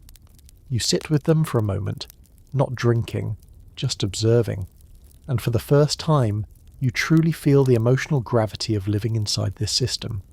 Without opium, these women would have to confront the full force of their fears, their isolation, their political vulnerability, their lack of autonomy. With opium, the palace turns all of that into manageable haze. It's not that the women want opium, it's that life without it becomes unbearable. One girl voices exactly this. "If I skip my dose, everything feels too loud." Another nods. "The world becomes sharp again." "I don't like the sharpness," a third sighs. "The sharpness is what makes people break. And of course the palace cannot let them break, not in disruptive ways." So dependency becomes the palace's method of emotion management, conflict prevention, and loyalty maintenance. Calm women cause fewer problems, softened minds form fewer rebellions, sedated hearts do not demand freedom. As the midday bells approach, an attendant enters carrying a tray. A hush falls over the room, not fearful, but anticipatory. Relief ripples through the women. Shoulders drop, eyes soften. Conversations quiet into murmurs. The girl who cried earlier scoots forward eagerly. The woman with headaches exhales in gratitude. The restless ones draw closer. This is not indulgence. This is stability. And watching them, really watching them, you understand something quietly devastating. Opium may soothe the body, but dependency soothes the palace. So when you follow the sound of low conversation and the steady clink of wooden frames, you find yourself entering the silk workshops, the labour engine of the harem, the place where beauty is produced with aching fingers and extraordinary discipline. From the outside, the workshop looks peaceful, almost serene, with sunlight slanting through carved lattice windows and dust motes floating like pale gold sparks. But step inside and you realise this world is built on repetition, pressure, and precision. For every exquisite garment worn in ceremonies, dozens of women worked day after day, hour after hour, weaving, stitching, dyeing, and perfecting silk until their hands throbbed and their eyes blurred. You slip through the arched doorway and immediately feel the warmth radiating from giant dye vats, each simmering with colour so vibrant it almost hums. Women stand around them, stirring long paddles, making sure the silk threads absorb dye evenly. The dyes themselves are expensive mixtures: indigo from trade caravans, madder root from local fields, saffron when the palace is feeling extravagant. The scents rise in waves: earthy, sharp, metallic, sweet. Your nose can't quite decide how to interpret any of it. At a nearby table, several women unwind raw silk threads from cocoons softened in warm water. Their movements are delicate but mechanical, as if their bodies have memorized a routine they no longer consciously think about. One woman hums under her breath as she works, though the notes drag slightly. You suspect she's still under the lingering haze of her morning mixture. Another woman, older and more experienced, moves with the calm efficiency of someone who has lived in the workshop for years. She examines each thread carefully, inspecting it for imperfections. If she finds even one tiny knot, she snaps the thread, tosses it aside, and begins again. No silk, no matter how fine, leaves this room without flawless strands. And now you see how the palace uses silk not only as luxury but as labour structure. Every woman here is assigned a specific responsibility depending on skill, rank, temperament, and even emotional steadiness. A girl who is prone to trembling after morning doses is never placed near the dye vats. A woman who gets dreamy after midday pastes is assigned to hemming, where mistakes are less catastrophic. Those with sharp minds and steady hands take on embroidery. Those with reliable strength handle the frames for weaving. The palace doesn't just manage opium consumption separately, it designs the labour schedule around it. A senior workshop attendant approaches a loom where a young woman is practicing her first patterned weave. The girl's shoulders are stiff, her brow furrowed in concentration. She pulls the shuttle through the warp threads a little too quickly, creating a slight tension inconsistency. The attendant stops her calmly but firmly. "Again," she says. "Look at the grain. Breathe. Match the rhythm of the frame." The girl nods, tries again, and fails again. Barely, just a thread's width of misalignment. But perfection is the minimum requirement here. The attendant frowns and calls for another instructor. Within moments, a small cup containing a diluted afternoon mixture appears. The girl sips, takes a deep breath, and her next attempt is smoother. You watch the entire process, struck by the chilling logic. The palace uses sedation not just for obedience but for craft. Calmer hands make fewer mistakes. Softer minds create more perfect beauty. Silk labour is a form of economy. An opium ensures the economy runs smoothly. You follow a long wooden bench where several women sit embroidering patterns that would take months to complete. Their needles flash in delicate arcs, dipping into silk stretched tight between carved frames. Each woman works on a different design, flowers curling like smoke, geometric shapes woven with gold thread, tiny mirrored discs that catch light like water. One woman pauses, massages her cramped fingers, then reaches into a small pouch tied to her belt. She removes a tiny pinch of powder, places it under her tongue, waits for calm to return, and resumes her work. An assistant walking past notices but doesn't reprimand her. Instead, she nods approvingly. "Better to steady your hands than ruin the work," she murmurs. That's the unspoken rule here. The silk must not suffer. If a woman needs a little help to keep her stitches perfect, the palace allows it, encourages it, even. But always quietly, discreetly, under the guise of professionalism rather than dependency. Near the back of the room, a group of women sit repairing garments worn by higher-ranking consorts. They examine each hem, each lining, each seam. If a thread loosens, it must be secured. If embroidery fades, it must be touched up. If silk thins from friction, it must be reinforced. No garment is ever discarded casually. Silk is far too valuable. Repairs are an art, one that demands patience and absolute concentration. A woman with shaky hands is never assigned to this area unless she's already taken her afternoon powder. One seamstress slips suddenly, pricking her finger. She gasps softly, pulling her hand back. The workshop attendant is on her instantly.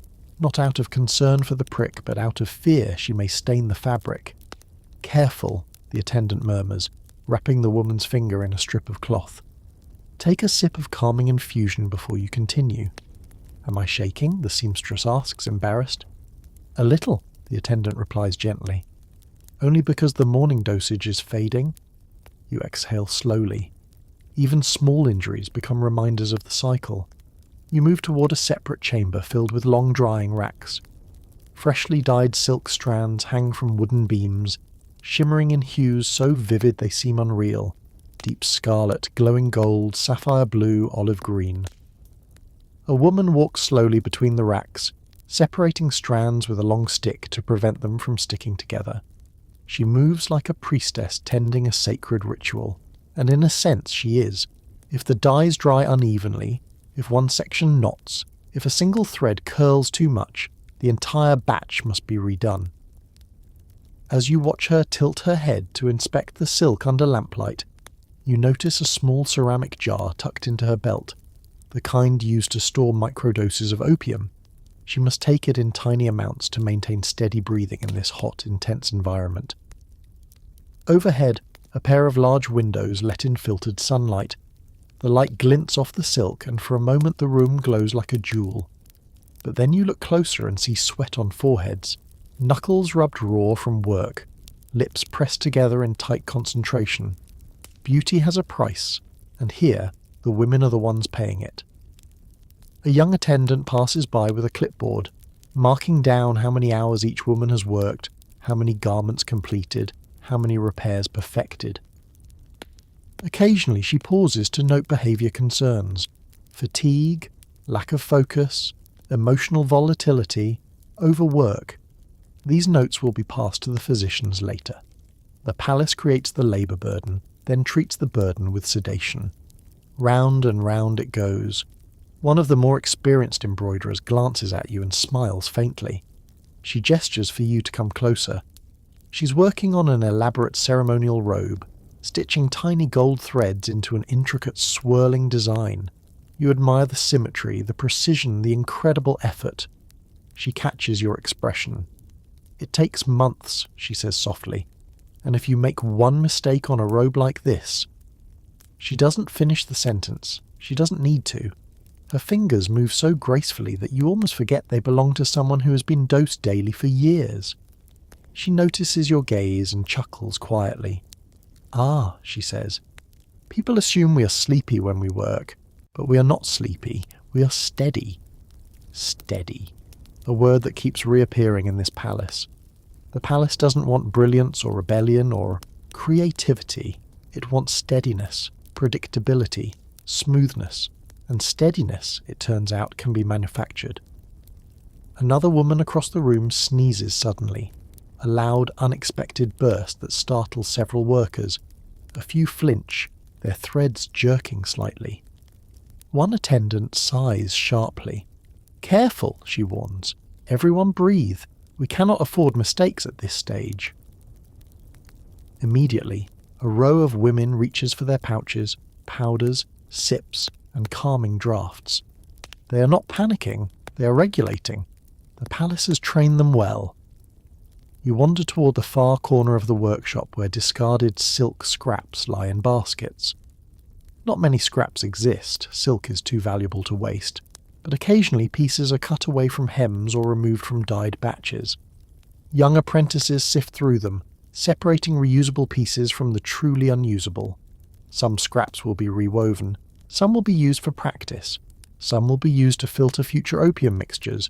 Yes, even here, silk assists the palace's two addictions. One apprentice plucks a scrap from the pile and holds it up to the light. "This one can be rewoven," she says.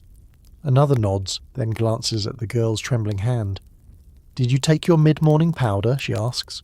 "Not yet." "You should," the second apprentice advises. "The dye room shakes your hands if you're not calm." You blink. The dye room shakes your hands. No, the heat shakes your hands. The pressure shakes your hands. The palace shakes your hands. The second apprentice smiles kindly. "I was like you once. Too many thoughts. Too much fear. But the mixtures help. When you're calm, the silk listens better." The the silk listens better. You almost laugh, until you realise she isn't being poetic. She's being literal. The women believe the silk requires serenity, and in a twisted way, they're right. Perfect embroidery demands calm, flawless weaving demands focus, delicate dye work demands steady breathing. The palace optimizes all of it through careful, consistent chemical management. You move toward the exit, passing a row of looms where younger trainees practice weaving simpler patterns. Their teacher moves between them, adjusting their posture, correcting their grip, guiding their hands. Occasionally she whispers a soft instruction.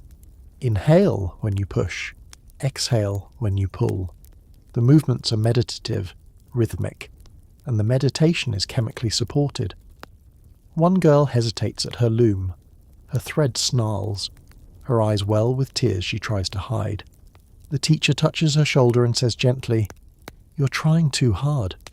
Have you eaten your restorative cake today?" The girl shakes her head. "Then go. Your hands are tense. It's not your fault." Not your fault. A kind phrase. A comforting phrase. A phrase that protects the girl from shame while reinforcing the dependency cycle. When you finally step outside the workshop, your ears ring slightly from the murmured voices, the rhythmic clack of looms, the hush of silk threads brushing against wood. The women inside will work for hours more, calm, focused, skilled, and the palace will reward their devotion with a carefully measured pace tonight. Silk doesn't just represent luxury here. It is labour. It is identity.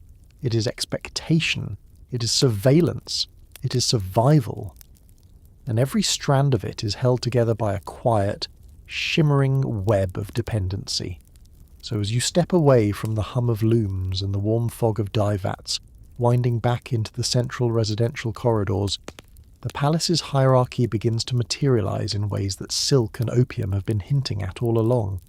You've seen how silk is crafted, how opium is prepared, how both are administered like clockwork. But until now, you haven't fully seen how these luxuries, fabric and substance, softness and sedation, sort, separate, elevate, diminish, and control every woman who lives behind these guarded walls. Rank here isn't written on paper, it isn't tattooed onto skin, it's woven, stitched, sipped, inhaled, diluted, thickened, gifted, withheld. Every luxury is a message, every message is a rule. Every rule is enforced not with threats, but with longing. You walk into a broad atrium where sunlight falls across patterned carpets, and instantly you sense it. This is one of the palace's social crossroads. Women gather here in groups that are not random. It's astonishingly obvious once you look closely. In one corner sit the high-ranking consorts, their robes heavy with gold thread embroidery, silk so fine it looks like poured water. Their movements are graceful, measured, deliberate. You can tell who they are before they even speak. Their sleeves alone could pay for a small vineyard. Just beside them is another cluster. Women who aren't elites but are rising, shimmering with the hope of favour. Their silk is slightly less extravagant, but dyed in colours that announce possibility. Emerald, deep rose, saffron yellow. Their eyes scan the room often, alert for opportunity. A third group sits farther back. Attendants, junior consorts, new arrivals. Their silks are simpler, plainer. Their opium doses are milder, more carefully controlled. They laugh a little too loudly when the higher-ranked women glance in their direction. They hold their cups with both hands as though afraid to spill a single drop. And finally, the women who have slipped, fallen, displeased someone, or simply lost the delicate balancing act that palace life demands. Their robes are coarser, their veils less translucent, their seats lower to the ground. You can tell immediately. They radiate quiet resentment mixed with tightly managed shame. Hierarchy isn't stated aloud. It's worn. You approach slowly, observing how silk alone reveals everything. You see a woman whose sleeves shimmer with mother-of-pearl threads, not because she embroidered beautifully, but because she charmed. Someone powerful the night before. You see another girl whose sash is too plain for her rank, clearly a punishment delivered under the guise of inventory shortage. You see a pair of women wearing nearly identical garments, but one has gold-hemmed cuffs while the other does not. That small difference tells everyone in the room exactly how their fortunes compare. Silk doesn't just signal rank, it enforces it. You catch sight of a young woman moving carefully through the atrium with a tray of rosewater.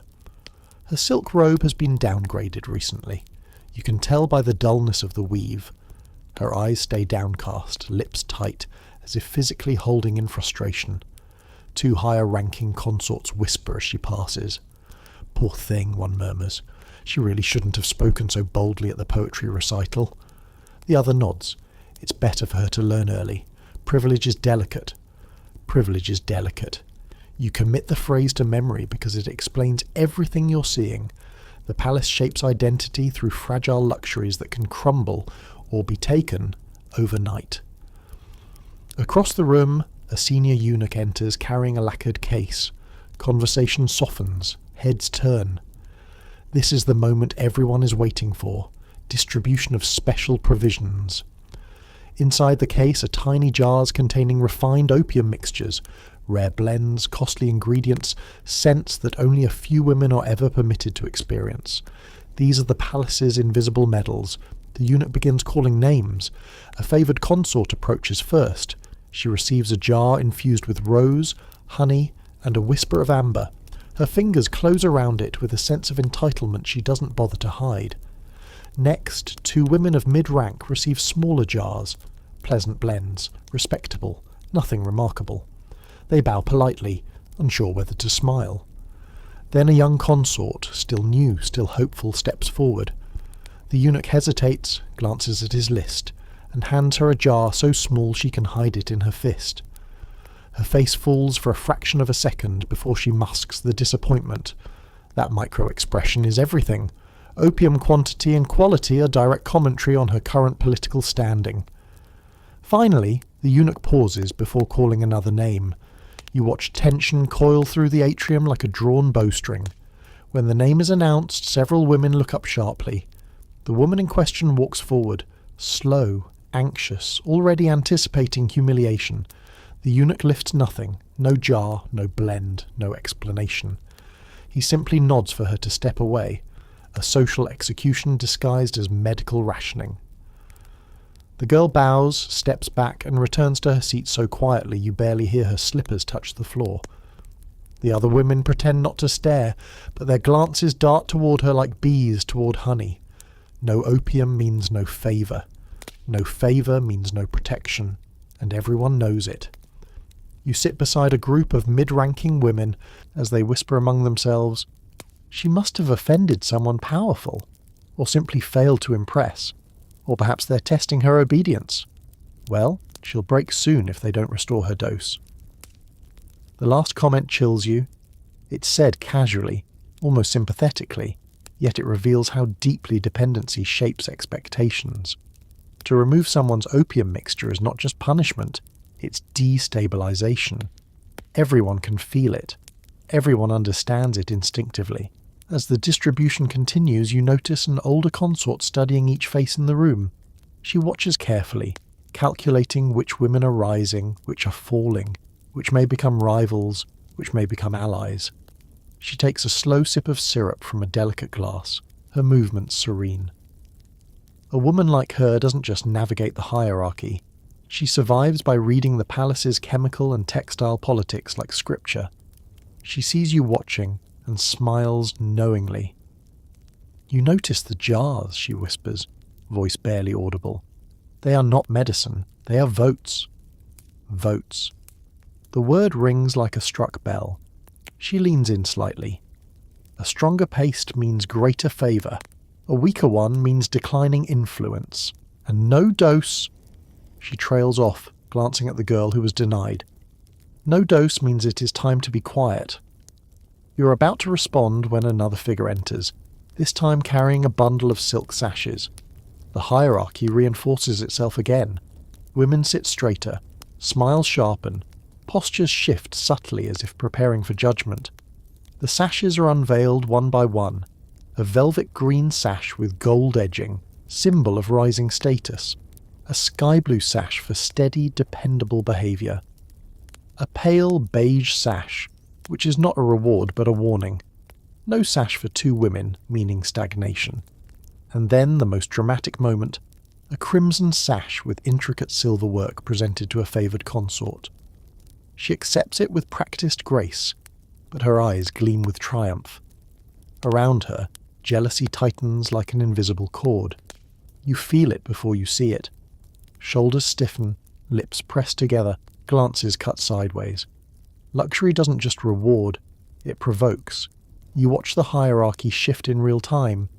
Women with new sashes move closer to the centre of the room. Those who received lesser tokens drift back. Those who received nothing sit lower, quieter, shadows of their former selves.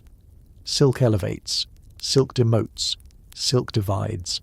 And opium fills the spaces between these divisions, smoothing resentment, dulling ambition, ensuring jealousies never ignite into threats. You follow a group of mid-ranking women as they move toward the gardens. They walk slowly, voices floating like ribbons on warm air. Their talk is gentle but edged. She didn't deserve the crimson sash. She barely speaks to the tutors. She only received it because the chief eunuch thinks she's useful. Well, usefulness is everything here. And then, spoken softly, at least she'll sleep peacefully tonight. Her jar was the largest. You begin to see it clearly. Silk, outward ranking. Opium, inward ranking. Together, these 2 luxuries form a grid that maps every woman's social position. If your silk is fine, your opium is potent. If your opium is potent, your silk privileges rise. If either weakens, the other follows. A self-balancing hierarchy, a reciprocal leash. You walk through an archway toward the dining hall and overhear another conversation. My mixture tasted sweeter today. Congratulations, you're rising. No, not rising, just behaving. You must be doing something right, or something someone likes. They laugh lightly, but you sense the truth beneath it. Favour here is transactional. It must be fed, maintained, cultivated, and the palace uses luxuries to shape that cultivation. When you return to the atrium, the hierarchy has fully settled. The favoured consorts bask in quiet superiority. The mid-level women adjust their new sashes and practice, looking pleased but modest. The lower-ranked women sit in a cluster, pretending not to envy the others, and the woman who received no opium dose at all sits still as glass, her eyes distant, her thoughts likely racing. The palace didn't shout at her. It didn't punish her publicly. It didn't threaten her. It simply removed comfort. In this world, that is the loudest punishment of all. When you finally step away from the atrium, following the soft glow of lanterns toward the next corridor, one truth settles into you with the weight of silk-draped stone. The harem does not need to force loyalty. It purchases it. And every woman here pays in the only currency they truly possess, their dependence. So when you follow the corridor that bends toward the physician's wing, the place where powders are mixed, pulses checked, and symptoms quietly rewritten into justifications, you begin to understand the real ledger of this palace. Not the one that counts silks or coins or ranks, but the one etched into the bodies of the women who consume these mixtures day after day, year after year. The harem may trade in beauty and luxury, but beneath all that softness lies a catalogue of symptoms so consistent you could almost plot them on a chalkboard. You turn into a smaller examination chamber, warmer than the others, lined with low, cushioned benches. The air smells faintly of burnt resin and mint. A physician sits at a table, checking the pulse of a young woman who looks like she hasn't slept in a week, despite the fact that she drinks a sleep draught every night. Her eyes flutter as the physician presses 2 fingers to her wrist. "Your pulse is irregular today," he murmurs. She swallows. "I felt strange this morning." "Strange how?" "I woke before dawn. My heart was racing and I felt cold, even under blankets." The physician scribbles something on his wax tablet. "Increase morning syrup. Add cinnamon. Reduce evening blend." He doesn't say withdrawal, but both of you know that's what it is. The woman stands unsteadily and leaves, clutching her robe tightly as if trying to hold herself together. You watch her go, realizing her symptoms are so common here that no one reacts to them anymore. Fatigue, shaking hands, cold sweats, headaches, sudden weeping, nightmares, shallow breathing, loss of appetite, memory fog, palpitations. These aren't mysteries, they're patterns, and the palace treats the patterns like weather, something observed, expected, managed, never questioned. Another woman enters, older, poised, but her steps are small, careful. She sits before the physician, and he lifts her chin gently, examining her face. "Any pain today?" he asks. "A little," she whispers. "Here." She touches her temples. "And in my stomach." He nods knowingly. "Have you been consistent with your evening draft?" "Yes, but it feels weaker. We will increase it." She bows her head. Relief, not pride, crosses her face. She wants the stronger dose because her body has learned to crave the softness it brings. You wonder whether she remembers what her mind felt like before all this. Next, a young girl is ushered in, barely older than 14. She looks unusually pale, her hands trembling slightly. "She fainted during embroidery practice," an attendant explains. "Second time this week." The physician checks her pulse, then presses a small brass instrument to her chest to listen. He frowns, nods, then pronounces, "She's overtired. Her constitution is delicate. Give her the restorative paste daily." The girl's eyes widen, not in fear but in gratitude. She bows. The attendant bows. They leave. Restorative paste. That charming phrase the palace loves. You already know what it means. A stronger opium blend disguised as herbal medicine, prescribed to someone whose body is already struggling under the weight of sedation. You sit in the corner quietly as more women come and go.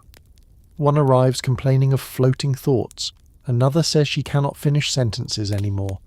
A third complains of missing memories. An entire conversation from yesterday she cannot recall.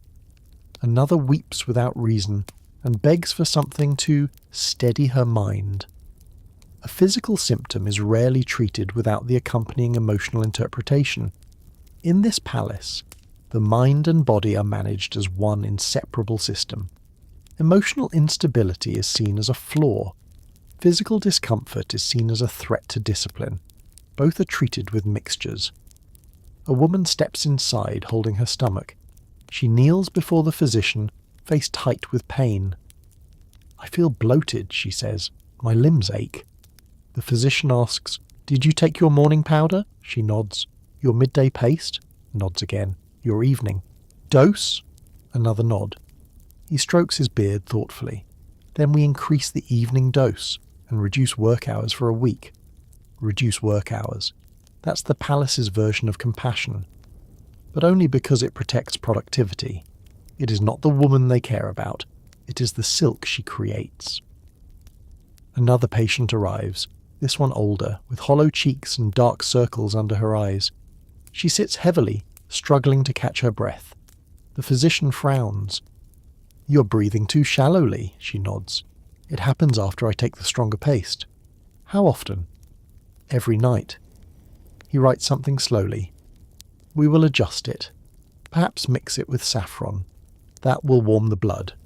Warm the blood. Such a poetic way to describe reducing respiratory depression. She smiles faintly. She believes him. Because here, doctors are not questioned. They are pillars of stability. They do not say, "This substance is harming you." They say, "Your constitution is delicate. Let us refine your mixture." And the women agree, because what choice do they have? As the afternoon passes, you observe several other health consequences, some more subtle, others alarming. A young consort sits stiffly, unable to fully control the tremor in her right hand. She hides it behind her sleeve, embarrassed. The physician notices immediately. "When did this start?" he asks. 3 weeks ago." "What changed?" "My dosage increased." He hums as though this is an intellectual puzzle rather than a clear reaction. "We will switch you to the rosemint blend." She bows, grateful to be heard, unaware that the solution is just a different flavour of the same dependency. Another woman arrives complaining of digestive pain. The physician palpates her abdomen, nodding knowingly. You must eat more sesame cakes with your syrup. The bitterness of the medicine unsettles your stomach. You blink. The bitterness is not the problem. The opium is. But the physician treats symptoms as separate from their cause, because to acknowledge the cause would end the entire system. Then you notice something else. The women often blame themselves. I must not be resting enough. I must be too emotional. I must have overworked my hands. I must have eaten the wrong thing. I must have angered someone. I must be too sensitive. They internalize their symptoms as personal failings. No one ever says, the medicine is too strong. They say, I didn't adapt properly. Even more concerning are the long-term effects. You follow a group of older women into the gardens where they sit in the shade, murmuring softly. Their voices are woven with fatigue deeper than age. They move slowly, as though their bones ache. Their eyes are glassy, unfocused. These are women who have lived decades in the harem, decades of daily sedation. One says, my joints ache more in the mornings. Another replies, mine too. I asked for stronger night medicines to sleep through it. A third sighs, I have begun forgetting names. They laugh lightly, but it is a weary laughter. You listen to them speak about younger women rising quickly in rank, surpassing those who have served longer. The older women smile politely, but their eyes dim. The palace rewards youth, obedience, beauty, productivity. It has no plan for the bodies it slowly exhausts. As you circle the courtyard, you notice one woman sitting alone, her face drawn, her fingers trembling uncontrollably. She lifts a cup to her lips, but spills half before she can drink it. An attendant rushes over to help her. The woman whispers something you catch only faintly. It's too much now, but without it, I fall apart. That is the cruelest part of the system. Stopping is pain. Continuing is dependency. There is no safe path out. When the palace wants a woman calm, it increases her mixture. When the palace wants her productive, it adjusts the blend. When she becomes too ill to work, she is replaced. The health consequences are numerous, but two dominate. 1. The body weakens. Constant sedation slows metabolism, disrupts digestion, weakens muscles, dulls reflexes, and taxes the heart. Women become prone to fainting, trembling, nausea, chronic fatigue, vertigo, and breathing irregularities. 2. The mind softens. Memories grow hazy. Focus fractures. Emotional responses flatten. Confidence withers. Grief becomes manageable only through mixtures. Joy blunts into mild contentment. Creativity fades. Sparks of rebellion extinguish themselves. The palace doesn't want sharp minds, it wants manageable minds. You pause beside a carved wooden screen where a young physician's apprentice copies notes from the day's examinations. You glance over her shoulder. The notes are clinical, focused, detached. They describe women as if they are vessels. Too restless, adjust. Too emotional, treat. Too fatigued, lower workload. Too vocal, observe. Too dependent, reduce slightly. Too withdrawn, increase gently. Never once do you see the phrase, consider reducing opium. Never once do you see, evaluate the long-term effects. The palace needs the system. The doctors maintain it. The attendants reinforce it. The women depend on it. The consequences accumulate quietly, invisibly, acceptably. A low-ranking woman walks by, massaging her temples. She whispers to a friend, I had such a headache this morning I thought my skull would split. Her friend smiles sympathetically. Ask for the saffron blend. It helps. But you know the cycle well enough by now. Symptoms, treatment, dependency, stronger symptoms, stronger treatment. It's the palace's most reliable loop. Before you leave the physician's wing, you hear one last conversation. Two attendants whispering near the corridor. Did you hear? The Lady of the Green. Pavilion hasn't left her bed today. She's exhausted. The doses are affecting her too strongly now. Will they reduce them? No, she's about to attend a ceremony. They'll strengthen her mixture. Strengthen it. Not for her health, for her performance. By the time you step back into the harem's main corridor, you feel the weight of everything you've seen. Silk may shape hierarchy, but opium shapes health, and the health that disappears is never the palace's concern. It's only the cost. So when you turn from the physician's chambers and retrace your steps toward the administrative wing, the place where authority is quiet, where discipline is delivered in soft voices and velvet gloves, you finally understand something crucial. In a palace built on silk and sedation, punishment rarely looks like what you imagine. There are no whips cracking against stone, no chains clattering in dim hallways. That would be too crude, too visible, too disruptive to the smooth, shimmering performance of serenity the harem must maintain. Here, punishment is subtle, elegant, almost invisible, and yet devastating. You step into the hall of attendants, where senior eunuchs and high-ranking women oversee daily order. It's a warm room with tall windows and woven mats, deceptively peaceful. A few women kneel at low tables updating ledgers, lists of who received which garments, who completed her tasks, who visited the physician, who participated in lessons. Every name has notes beside it, tiny annotations, behavioural summaries, patterns tracked like weather reports. One senior attendant enters with a stack of complaints tied in red thread. Red thread means infractions, rarely dramatic ones, usually minor deviations magnified into systemic concerns. She unrolls the first sheet and reads it under her breath. Talking during embroidery drills. Refused to wear a signed sash. Late to morning lessons. Interrupted senior consort. Appeared emotionally unsettled. You almost laugh until you remember the stakes. Emotional unrest in this palace threatens structure, and structure is sacred. A junior attendant kneels beside the senior woman.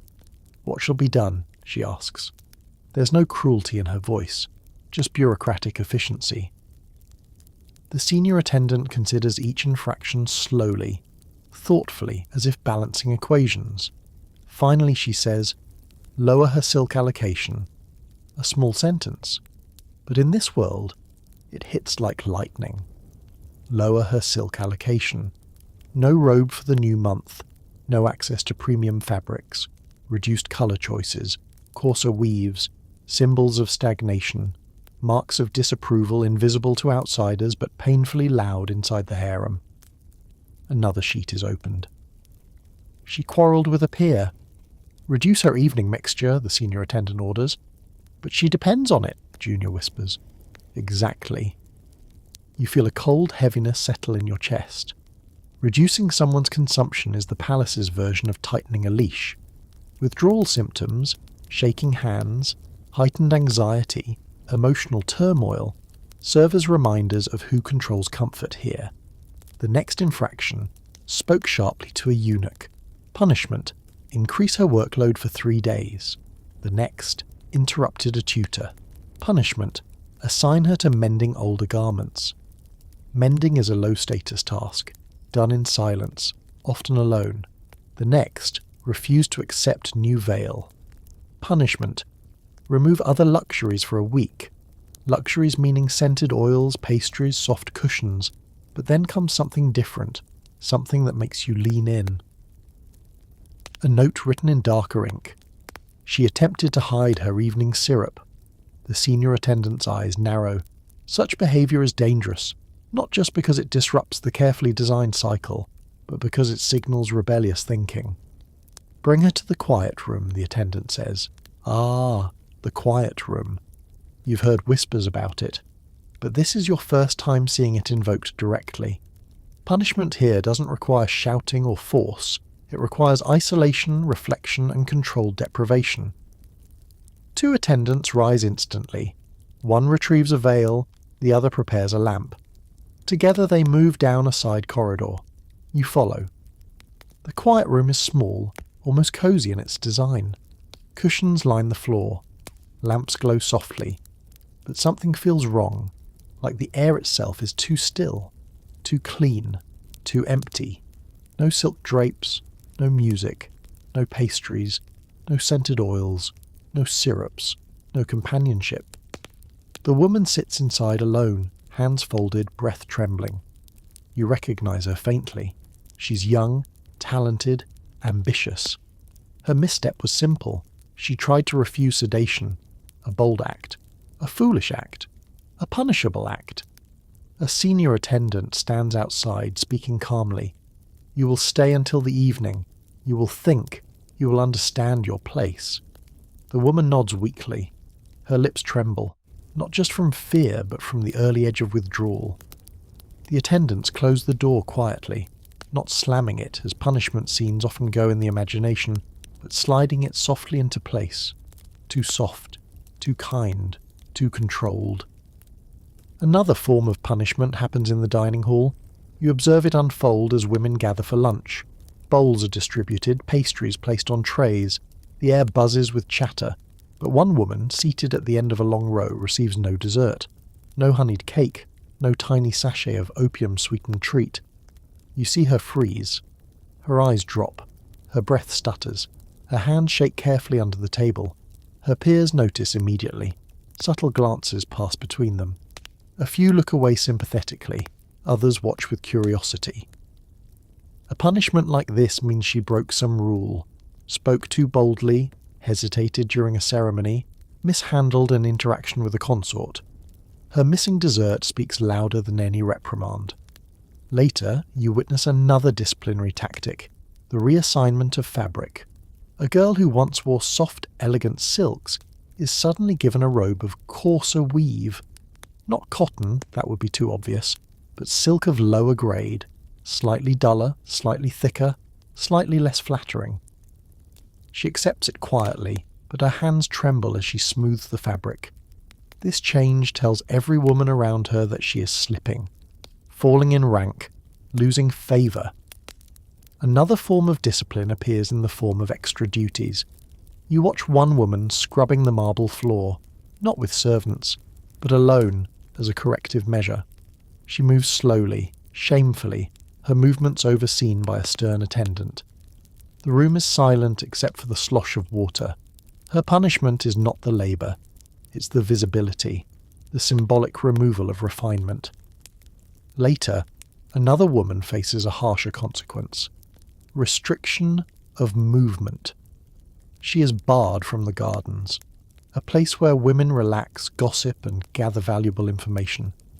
Being kept out is isolation disguised as scheduling.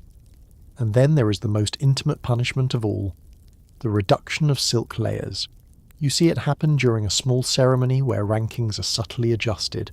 One woman, once radiant in 3-layered robes, now wears only 2. Her missing underlayer is not noticeable to outsiders, but every woman here knows exactly what that means. Less silk equals less status equals less influence equals vulnerability. But punishment in the harem is not always about removal. Sometimes it is about restraint. A young woman in the embroidery hall becomes visibly upset, her hands shaking too much to work. She mutters under her breath, tears forming. Her instructor calls an attendant. "I want the calming paste," the girl says desperately. The attendant hesitates, then shakes her head. "Not today." You watch the girl crumble inward. Denial of opium is not just punishment, it's destabilization. A deliberate reminder that comfort is not her right, it is a privilege. Another type of punishment is subtler, the delayed dose. You hear a whisper near the bathing chambers. "They made me wait 2 hours yesterday." 2 hours, her friend gasps quietly. "How did it feel?" "I thought I would scream." The palace understands that withholding something expected is more agonizing than depriving someone entirely. A missed dose would lead to collapse, but a delayed one keeps a woman anxious, aware, obedient. Punishments also serve political functions. You overhear a senior consort speak softly to her circle. They reduced her mixture because she's been aligning with the wrong women. Politics here are woven into chemistry. If a woman befriends someone viewed as threatening, her doses change. If she forms alliances, her silk privileges adjust. If she begins rising too quickly, the palace may quietly increase her sedation to keep her soft. Then there is the most strategic punishment of all, the loss of privacy. A woman who displeases powerful figures finds attendants suddenly watching her more closely. during meals, lessons, even resting hours. The scrutiny itself becomes punishment. Anything she does can be reported. Any emotion can be labelled instability. Any misstep can be amplified. And finally, the most chilling form of discipline, the reassignment to shadow tasks. This is the silent exile within the harem, working in storage rooms, cleaning secluded corridors, repairing garments rarely worn. Not truly banished, but removed from visibility, influence, and opportunity. The women there move quietly. They watch others rise from afar. Their silk grows dull. Their doses become smaller. Their identities shrink.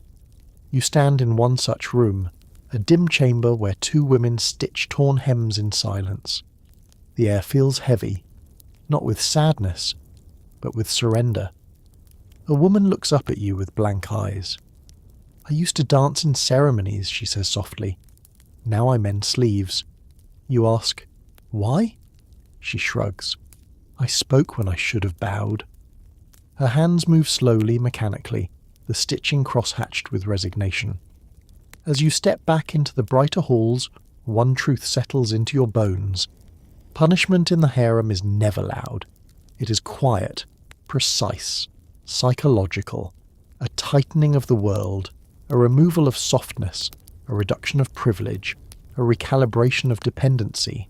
Pain is not inflicted, comfort is withdrawn, and in a palace built upon comfort, that is the most powerful punishment of all. So when you drift away from the chambers of quiet punishments and move into the administrative heart of the harem, the places where scrolls are inked, whispers are collected, alliances are watched with hawk-like precision, you begin to see the palace with new eyes. Until now, opium and silk have appeared as tools of order, comfort, hierarchy. But here, in this quieter part of the labyrinth, their purpose sharpens into something far more strategic: influence. Power in the palace isn't loud. It's hidden behind carved screens, carried in lowered voices, disguised as generosity, or slipped gently into a cup of syrup. If the harem is a world within a world, then opium is its politics, and silk is the language those politics speak. You enter the council corridor, a long, softly lit space where eunuchs pass between meetings, delivering messages from one wing to another. Their robes swish, their shoes tap lightly against the tiles, and every so often you hear a fragment of a conversation that tells you exactly how this system maintains itself. The lady of the Green Pavilion has become volatile lately. Increase her dose before tonight's audience with the court. We cannot risk displeasure in front of the foreign. Delegation. Volatile. Displeasure. Risk. None of these words refer to acts of rebellion or physical danger. They refer to emotion, tone, facial expression, a too long pause, a hesitation. Emotional unpredictability here is not weakness. It's threat, which means sedation can be weaponized. You turn a corner and find a tall, narrow room where clerks sit writing letters under the supervision of a senior eunuch. Their pens glide across parchment with steady strokes, but their expressions reveal everything: tension, calculation, caution. They're composing notes that will be delivered to various palace officials, and each line carries the weight of influence. The lady sends her respects. The lady regrets she is unwell. The lady requests a private audience. The lady offers tribute. You may wonder what this has to do with opium and silk, until you hear the murmured debate happening at the far table. Should we send the stronger mixture to her tonight? It depends. If she appears too lucid, she may speak boldly. Boldness is dangerous right now. Then send it. A woman's clarity, confidence, or ability to advocate for herself is negotiated as casually as ink and paper. Opium doesn't just soothe, it silences, and that silence shapes politics. You walk deeper into the wing and find a room where eunuchs meet to discuss the behaviour of favoured consorts. A scroll lies open on the table, covered in neat lines. Lady X, compliant, steady, articulate, increase silk privileges. Lady Y, tense, emotional fluctuations, maintain dose, reduce appearances. Lady Z, too ambitious, has delayed her evening mixtures twice, increased dosage, limit visitors. You almost choke at the last line. Delayed her mixtures twice? That counts as political threat. One eunuch leans forward, voice low.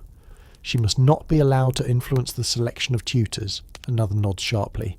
If she remains lucid, she could sway them. Better to soften her. Better to soften her. These 5 words summarize the entire machinery of palace control. A woman too sharp might disrupt plans. A woman too calm might be easily maneuvered. The palace cultivates a perfect balance. Lucid enough to follow instructions, softened enough not to challenge them. But power isn't only wielded by eunuchs or physicians. Some of the most strategic players are the women themselves. You step into a salon where senior consorts hold their private councils. It's a breathtaking room overflowing with silk cushions, silver incense burners, low tables carved with vines. Here, political influence flows like perfume, subtle but intoxicating. 3 high-ranking women sit together, embroidering deliberately slow patterns, not because they need to, but because embroidery provides cover for delicate conversation. One whispers, "If the chief eunuch favours her, then we must strengthen her bond with the Lady of Mirrors." Another replies, "Easily done, send her an imported silk veil." A third smiles, "And perhaps sweeten her mixture tonight. It will make her grateful." There it is, silk as alliance building, opium as debt creation. You watch them map the social network like seasoned politicians. They speak of rising starlets in the harem, new arrivals with potential influence. She is clever, one observes, but if she grows confident, she might become unpredictable. We'll calm her, another says. She will rise, but not too fast. Rising, but not too fast. Ambition here is cultivated the same way silk is dyed, layer by layer, watched, controlled, adjusted. One of the women places her embroidery hoop down and leans closer to the others. And the girl in the violet wing, she has the Sultan's attention this week. "How strong is her mixture?" the second woman asks. "Moderate," the first replies, "but she thinks it's strong." The women all smile knowingly. A woman who believes she's sedated behaves differently from a woman who actually is sedated. Perception becomes manipulation.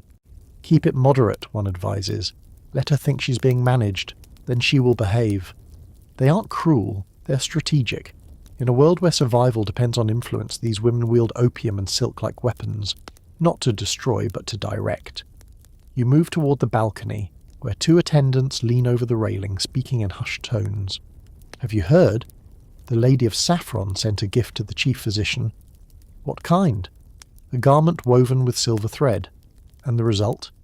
He adjusted her prescriptions, softer blends, fewer side effects. Bribery through silk. Influence purchased through adjustments in sedation. The palace is a living market, and the currency is comfort. Another whisper reaches you from the shadows of a stairwell.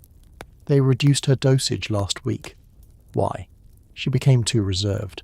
They needed her to be lively for the festival. So they brightened her. Yes, with saffron and mint." Brightened. You shiver. They're talking about a human personality the way someone might discuss a lamp. You turn into the gardens where 2 young consorts stroll in slow, graceful steps. Their silks rustle like gentle waves. One glances around cautiously before speaking. "I heard the eunuchs want to encourage her alliance with the governor's delegation." "How?" "They'll send her a gown from the Eastern merchants, and the stronger resin to make her seem serene. So they'll put her on show. Yes, beautiful, calm, useful. Useful. The palace never describes women as powerful, only useful. Then you stumble upon the most revealing scene yet. A group of attendants gathered around a low table, discussing tomorrow's political audience. They sort jars of mixtures into labelled compartments. This one is for Lady Paverne. She must seem dreamy tonight. This one is for Lady Layla. She must appear attentive. And this one is for Lady Daria. She must not speak too much. You stare at the small jars, each filled with carefully blended substances. They look like harmless cosmetics, but each one is an instruction, a script delivered through chemistry. One attendant sighs. Sometimes I wonder if these jars speak louder than we do. Another responds, they speak more politely, and no one dares contradict them. Opium shapes personality. Silk broadcasts rank. Together they script the harem's political theatre, and it isn't just women who exploit this system. A eunuch passes by, muttering to a scribe, "Give the Lady of Amber the weaker dose today. We must hear what she knows." The weaker dose, not to punish, but to loosen her tongue. Another eunuch instructs a messenger, "Deliver the stronger mixture to the Blue Pavilion. Their tensions are rising. We cannot afford conflict before the Sultan arrives. Strong mixtures resolve arguments. Weak ones expose them. Mixtures become diplomatic tools." You pause near a column where two older consorts converse softly. She has been speaking too boldly lately. Yes, her silk was downgraded last week. And her mixture? Strengthened, to temper her tongue. They nod knowingly. Then one says something that sticks to you like resin. In this palace, clarity is rebellion. You exhale slowly. It's true. Clear eyes, sharp memory, unsoftened emotions. These things are dangerous. A woman who sees the system clearly might resist it, question it, challenge it. But by diluting emotion, smoothing thought, muting anxiety, and wrapping bodies in soft silks that reinforce hierarchy, the palace ensures that rebellion becomes not impossible, but unthinkable. As you move toward the final set of doors, you overhear one last conversation. Two political strategists disguised as attendants.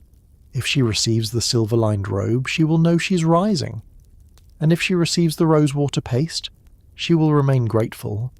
And if she receives the stronger opium blend, she will remain quiet. And that's when you finally understand the true power of this system. Opium manages emotion. Silk manages ambition. Together they manage people. The palace doesn't rule through fear. It rules through comfort, through subtlety, through desire, through dependency.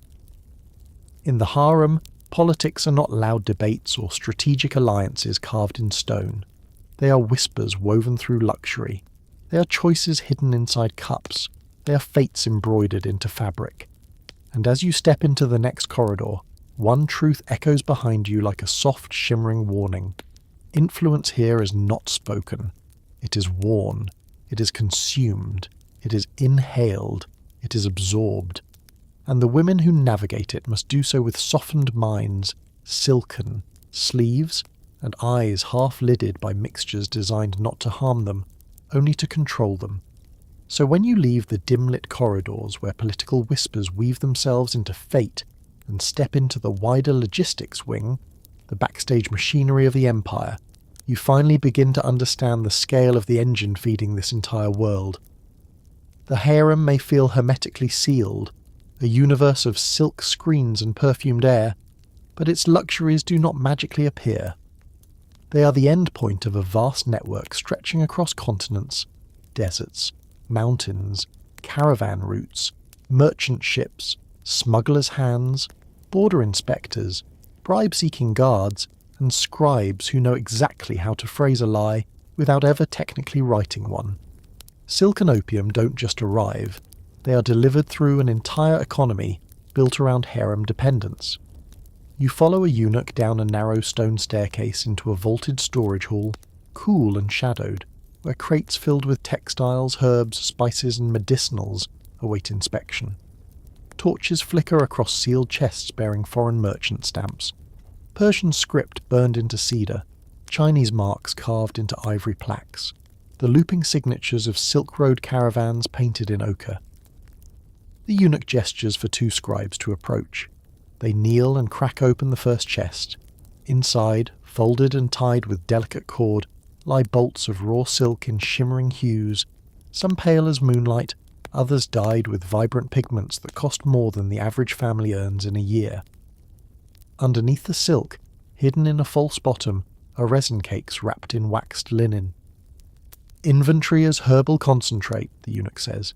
"Yes, master," the scribes reply in unison. Their quills fly across parchment, writing exactly what they're told, and nothing more. You move to another crate being pried open with a bronze tool. The smell hits immediately. Sharp, earthy, unmistakably poppy. Inside the crate are sacks tied with string, each stamped with the emblem of a known Persian apothecary guild. Official, reputable, prestigious. These sacks will be carried into the palace pharmacy, where the resin will be boiled, strained through silk, sweetened, scented, and handed out like remedies. What the palace calls medicine, Persia calls export. You follow a group of porters carrying large bundles toward a long wooden table. Several officials gather around it, sorting goods into categories: textiles, spices, dyes, medicinals, luxury imports. Their movements are brisk but careful. Every item must be accounted for, not because the palace fears theft, but because the right people must be paid, and the wrong people must never suspect what truly circulates inside these walls. A merchant stands at the far end of the table, arms crossed, smiling with all the oily confidence of someone who knows he holds leverage. You hear him say, "Your last order was doubled. The caravans had difficulty crossing Anatolia. Bandits have grown bold." The eunuch in charge raises an eyebrow. "We pay for safety." The merchant smirks. "Safety is expensive." His tone is smug. He knows this palace cannot afford delays. Opium shortages lead to unrest. Silk shortages lead to political embarrassment.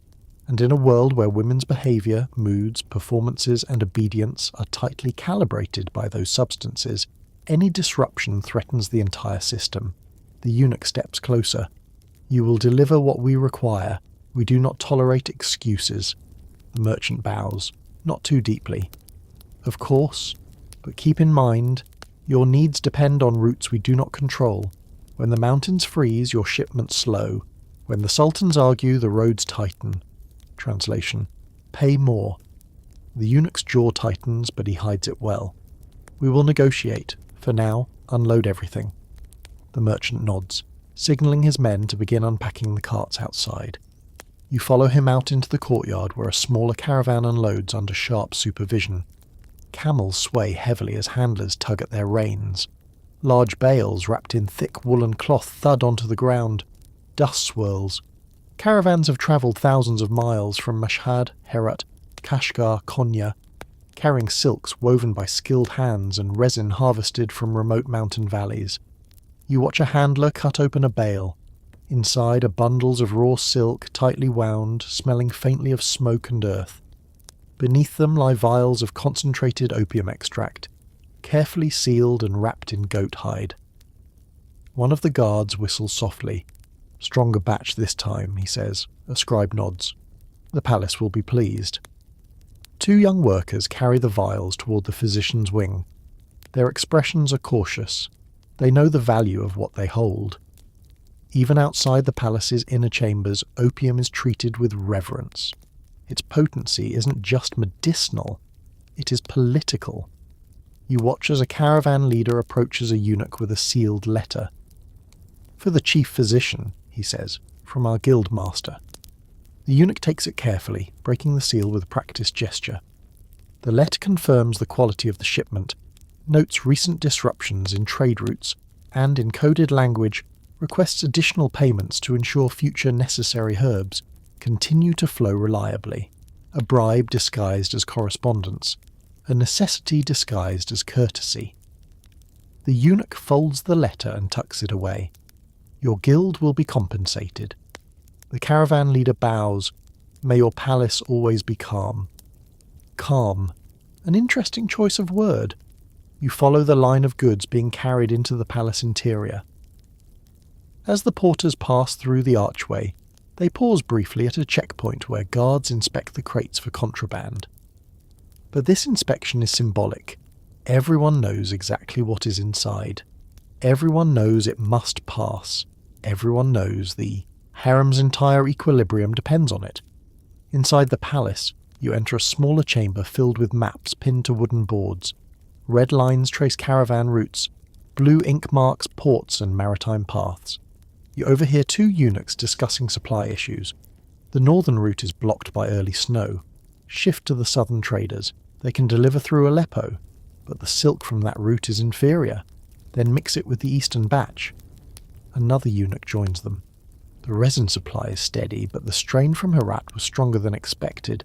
The physicians must dilute it, to avoid overdosing favoured consorts, but also to stretch the supply, because this palace consumes more opium than an entire city.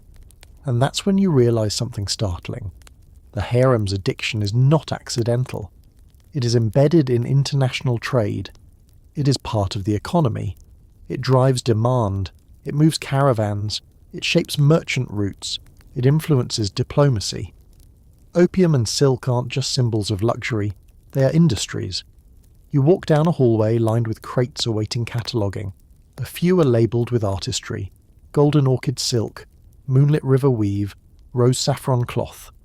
Others carry simpler markings: medicinal resin, herbal compounds, night syrup base. You notice that some crates have been rerouted. Small scratched notes on the wood indicate their journey: Mashhad, Tabriz, Erzurum, Bursa, Palace. Each stop involves negotiations, tariffs, bribes, inspections. Every step someone profits.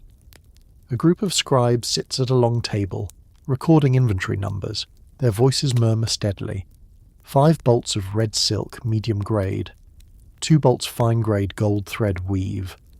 1 chest mixed resin, Herat origin. 3 jars concentrated syrup, highest purity. Market for the blue pavilion. Political tensions rising. You blink. The scribes know the internal politics intimately. They allocate materials according to whispers. In this palace, logistics and politics are inseparable. A merchant enters with a smaller chest. He sets it before the chief scribe. Special delivery, he announces. Direct from Samarkand. The scribe raises an eyebrow, intrigued. The chest is opened with ceremonial care. Inside lies silk so fine it appears translucent. Beneath it, wrapped in 3 layers of cloth, is a vial of opium syrup so dark it looks like liquid night. This, the merchant says, is the strongest blend we offer, only for the most select clients. The chief scribe nods. For the Lady of Crystal Light, he murmurs. She will need it for the negotiations ahead. Negotiations? Yes, because women in the harem do not simply dance or embroider or bathe in rosewater. They represent political factions. They carry influence through whispers, gestures, alliances, and sometimes their clarity, or their serenity, is the difference between peace and conflict. You follow another group of porters deeper into the palace until the architecture changes. The walls become smooth marble, the ceilings higher, the air cooler. This is the preservation wing, where the most precious goods are stored. Inside, shelves stretch upward like a library of luxury. Silk bolts arranged by colour, quality, region. Resin cakes stacked in sealed jars. Parchment packets labelled with the names of women who rely on them. Each item is dated, logged and recorded. A clerk pulls a jar from the top shelf. "This one is aged," he says to a colleague. "Better taste, smoother effect." The colleague nods, marking it for a favoured consort. Another clerk sorts silks by political relevance. These are for ambassadors' visits. These for seasonal ceremonies. These for rising consorts. These for demoted ones. You notice that demoted women receive coarser silk and weaker opium. Rising ones receive finer silk and stronger blends. The system reinforces itself. You step closer to a pile of imported bolts. A faint scent rises. Jasmine, cinnamon, something floral. The dye blends indicate Indian origin. A small tag identifies the shipment's path. Bengal, Hormuz, Basra, Aleppo, Palace. That journey took months. Dozens of hands touched those bolts. Several bribes were paid. Merchants risked desert robbers. Port guards risked punishment for letting certain crates pass unexamined. All for harem aesthetics and sedation. You move farther in, finding a long narrow hallway where 2 eunuchs debate allocation. The women in the rose court are becoming competitive. Competitive behaviour is dangerous. Then increase their evening dose. And lighten their silk this month? Yes. Too much luxury fuels ambition. Everything is calculated. Every thread, every drop, every dose. every robe, every decision. The harem sits at the centre of a delicate supply network, and that network bends itself around the palace's needs. Outside these walls, merchants negotiate prices not based on market fluctuations, but on palace demand. Caravans reroute when the harem requires more. Guilds compete to supply the finest silks. Apothecary families maintain poppy fields, knowing that palace women depend on their extracts. The harem's addiction is not a flaw in the system. It is the system. Trade exists because the palace needs sedation. Merchants thrive because women need paste. Cities grow wealthy because silk must flow constantly. Routes are secured because the harem must remain calm. You turn a final corner and enter a courtyard where camels rest after unloading. A merchant leans against a pillar, speaking to one of the porters. "What happens if the palace stops buying?" the porter asks. The merchant laughs, a short, sharp sound. "The palace will never stop buying. As long as those women rely on our goods, we will bring them, and as long as they receive them, they will rely even more." He taps his chest proudly. "Addiction is good business." Another merchant joins him. "And silk? Silk is even better. A woman rises in rank. She buys more. A woman falls. She buys different. Either way, she must have silk." The first merchant smirks. "The palace believes it controls the women, but we know the truth." He leans in, voice low. "It is the materials that control them all." You step back, letting the words settle. They echo across the courtyard, across the palace, across the silk-lined corridors. They echo in the soft sighs of women accepting their doses. They echo in the rustle of silk sleeves, in the quiet conversations in the salons, in the trembling hands of girls receiving their first pastry. The palace depends on trade. Trade depends on addiction. Addiction depends on routine. Routine depends on silence, and silence is the palace's most reliable currency. By the time you leave the logistics wing, you understand the full truth. The harem is not just a palace. It is the final link in a vast commercial chain. A living marketplace of luxury, obedience and dependence. An economy built on softness. A system fed by caravans, sailors, merchants, guild masters and apothecaries.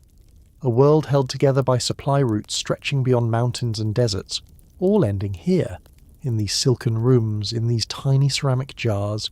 So as you leave the logistics wing, those shadowed storerooms where silk bolts tower like quiet pillars of wealth and resin jars sleep in rows like obedient soldiers, you follow the winding corridor that leads deeper into the older parts of the palace. The stones grow darker, the lamps fewer, the ceilings lower, the air cooler. And gradually, as you move through these spaces where time itself seems to pool like dust, you begin to sense it. The system that once ran like the palace's heartbeat is no longer as smooth, no longer as seamless, no longer unquestioned. Something is changing, not loudly, not suddenly, but undeniably. The decline didn't begin with rebellion. It began, of course, with inconvenience. You first notice it when you enter the old distribution room where opium jars and silk sashes were once labelled, sorted, and carried out like sacred offerings. The shelves look oddly bare. A few jars remain, but they're smaller, sealed with lighter wax. The silk bundles are thinner, their colours muted, their origins cheaper. A pair of attendants stand at a long table, whispering with their heads bowed close together. "Only 15 jars arrived this week," one murmurs. "We usually get 30. "And the last shipment of saffron-threaded cloth," the other whispers. "Delayed at the border. Something about new tariffs." Tariffs. The word spreads through the harem like rumour, though almost no one understands it outside these administrative rooms.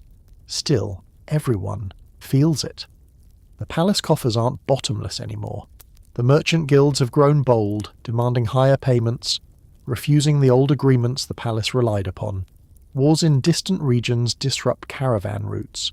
Floods wash out roads. Drought hits certain poppy-growing valleys. A system reliant on perfect supply feels every tremor from thousands of miles away. Another eunuch enters carrying a half-open ledger. "The northern route is blocked again," he announces. "Bandits seized 3 caravans." The room goes still. One attendant sighs softly. And the harem expects the usual dosage cycle. Yes, the eunuch replies. They cannot know of shortages. Adjust the blends. Adjust the blends. A phrase that grows more common. It means diluting mixtures, adding more honey, less resin, cutting syrups with herbs that mimic the warmth but not the intensity. The women don't know the exact chemistry, but they feel the difference. The midday calm isn't as deep. The evening serenity is shorter. The night draft leaves them waking too early.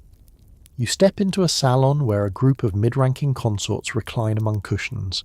Their conversation is uncharacteristically sharp. It tasted weak today, one grumbles. Mine too. I asked for more and they said my constitution was changing. Changing? This palace thinks we're fools. Another huffs. My silk robe arrived and the dye was blotchy. Blotchy silk. Weaker mixtures. Delays. Tiny cracks in a system built on smoothness. The women notice before the palace admits it.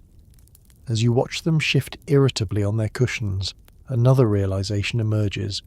Even the slightest disruption to their comfortable routine acts like a needle tapping on glass. You walk into the embroidery hall. The women sit at their frames, but the atmosphere feels brittle. Threads snap more often. Mistakes appear. A girl frowns at her work, rubbing her temples. I can't focus, she says softly. Her instructor gives her a tight-lipped smile. It's the heat. But you know it isn't the heat. It's the withdrawal threading its way through their nerves. The subtle anxiety of a system unable to maintain the perfect chemical balance that once guided every breath, every task, every emotion. Another woman pricks her finger, harder than usual. She winces. My hands feel jittery, she whispers. Again the instructor lies. You must have slept poorly. But everyone slept poorly last night.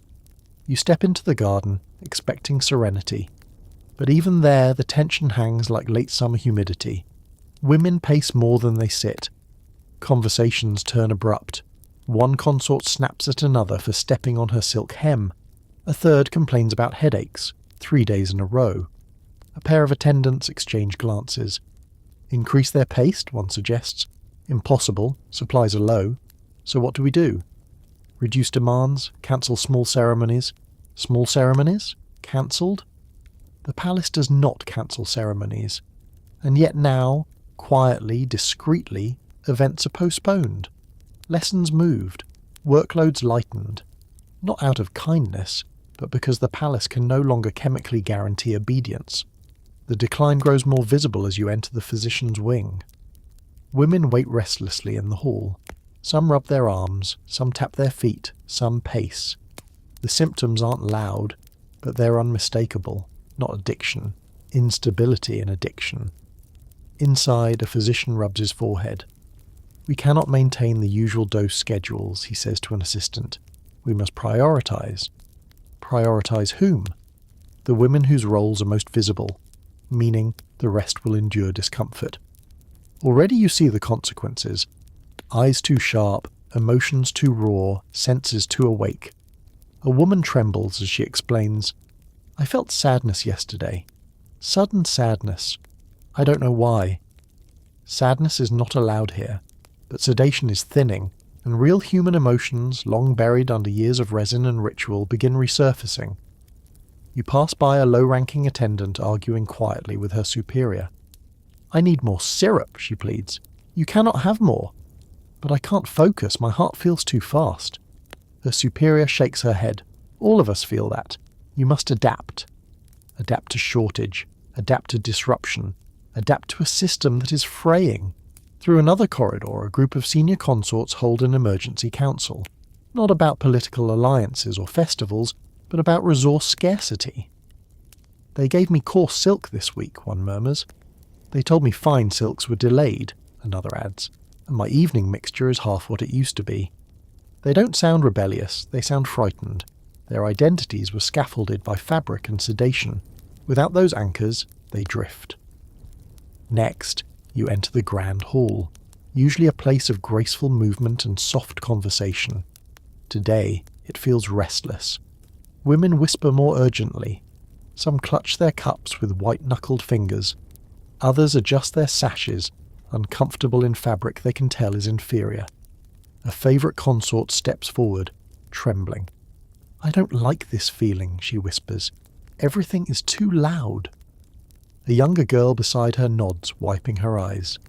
"I cried yesterday and I don't know why." Emotions flooding back after years of sedation. The palace never planned for this. You follow a eunuch down another corridor where he meets with the chief physician. The physician's voice is strained. "We cannot maintain the blends. Not at this level. And the silk? Scarce. Prices rising. Quality inconsistent." The eunuch sighs heavily. The palace expects calm. "And how am I to provide calm?" the physician snaps softly. "When the ingredients for calm must travel across continents in the middle of a political storm?" Storm. That's the word. Trade routes are shifting. New rulers impose new taxes. Distant conflicts snarl caravans. And closer to home, palace priorities shift. The military demands funds. Diplomats demand bribes. The treasury tightens. Silk and opium are no longer guaranteed. You step into an old archive room. Dusty scrolls, fading ink, stale air. Here, an elder eunuch writes an entry in the palace log. The system weakens. Women grow restless. Supplies falter. The harem stillness cracks. He pauses, dips his pen, continues. "We must reduce dependency." Reduce dependency. After decades of cultivating it? He rubs his eyes, then adds, "But I fear we have waited too long." You follow the sound of raised voices and find a group of younger women arguing, something rare, dangerous. Their voices are not loud, but their eyes are sharp, their words clipped. "My mixture was thinner today." "Mine too." They're hiding it. What else are they hiding? How are we supposed to work like this? A senior attendant rushes over, shushing them, ushering them apart, whispering soothing nonsense. But the cracks have already formed. You wander into the dormitory wing where women try to rest. They shift restlessly under their covers, unable to sleep as deeply as before. You hear murmurs. "My dreams are too vivid. My chest feels tight. My thoughts won't quiet. I remember things I forgot." That last sentence chills you. Memory returning is not part of the palace plan. Next, you find a woman sitting alone on a window ledge, staring out at the courtyard, her silk robe dull in the fading light. "I used to feel nothing," she whispers. "Now everything comes back." She doesn't look relieved. She looks burdened.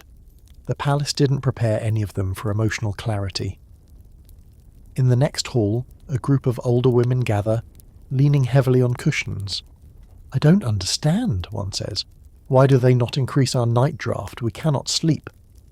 Her friend shakes her head. Maybe they cannot. Impossible. The palace has always supplied us. But what if that has changed? Silence falls, heavy, fearful. You enter one last room, the silk inspection hall. Here, attendants sort the newest shipment. The quality is low, threads snap easily, colours fade, patterns blur. One attendant holds up a bolt of silk and frowns. "This is barely acceptable." "Use it anyway," her superior replies. "We have no choice." And suddenly, you understand the truth. Opium shortages create emotional instability. Silk shortages create social instability. Together they create a palace that can no longer mask its fractures. Some women grow sharper. Some grow anxious. Some grow rebellious. Some begin to remember the self they had before sedation. Some begin to resent the palace that shaped them. This system, so carefully constructed, relied on abundance. And abundance is gone. By the time you walk back into the main courtyard, you feel it fully. The decline isn't loud. It isn't dramatic. It isn't a collapse. It is a slow, aching unravelling. Once smooth seams fraying thread by thread. Once perfect mixtures thinning drop by drop. Once softened minds awakening shadow by shadow. Once controlled ambitions stirring breath by breath. The palace cannot stop it. The harem cannot ignore it. And the women, after years of calm, finally begin to feel the world again. The silk rustles differently. The pastes taste weaker. The walls feel thinner. The future feels possible, or frightening, or both. The system that held them so long is fading, and they are not sure whether to grieve it or to breathe. So now, after walking through chambers where silks once glowed bright and mixtures once soothed every troubled breath, you find yourself moving toward the quiet edges of the palace. The noise softens, the murmurs fade, the lamps burn lower, casting longer shadows along the walls. And even though the harem still hums with life, there is an unmistakable gentleness settling over it, as if the palace itself is exhaling after holding its breath for far too many years. You pause beneath an open archway.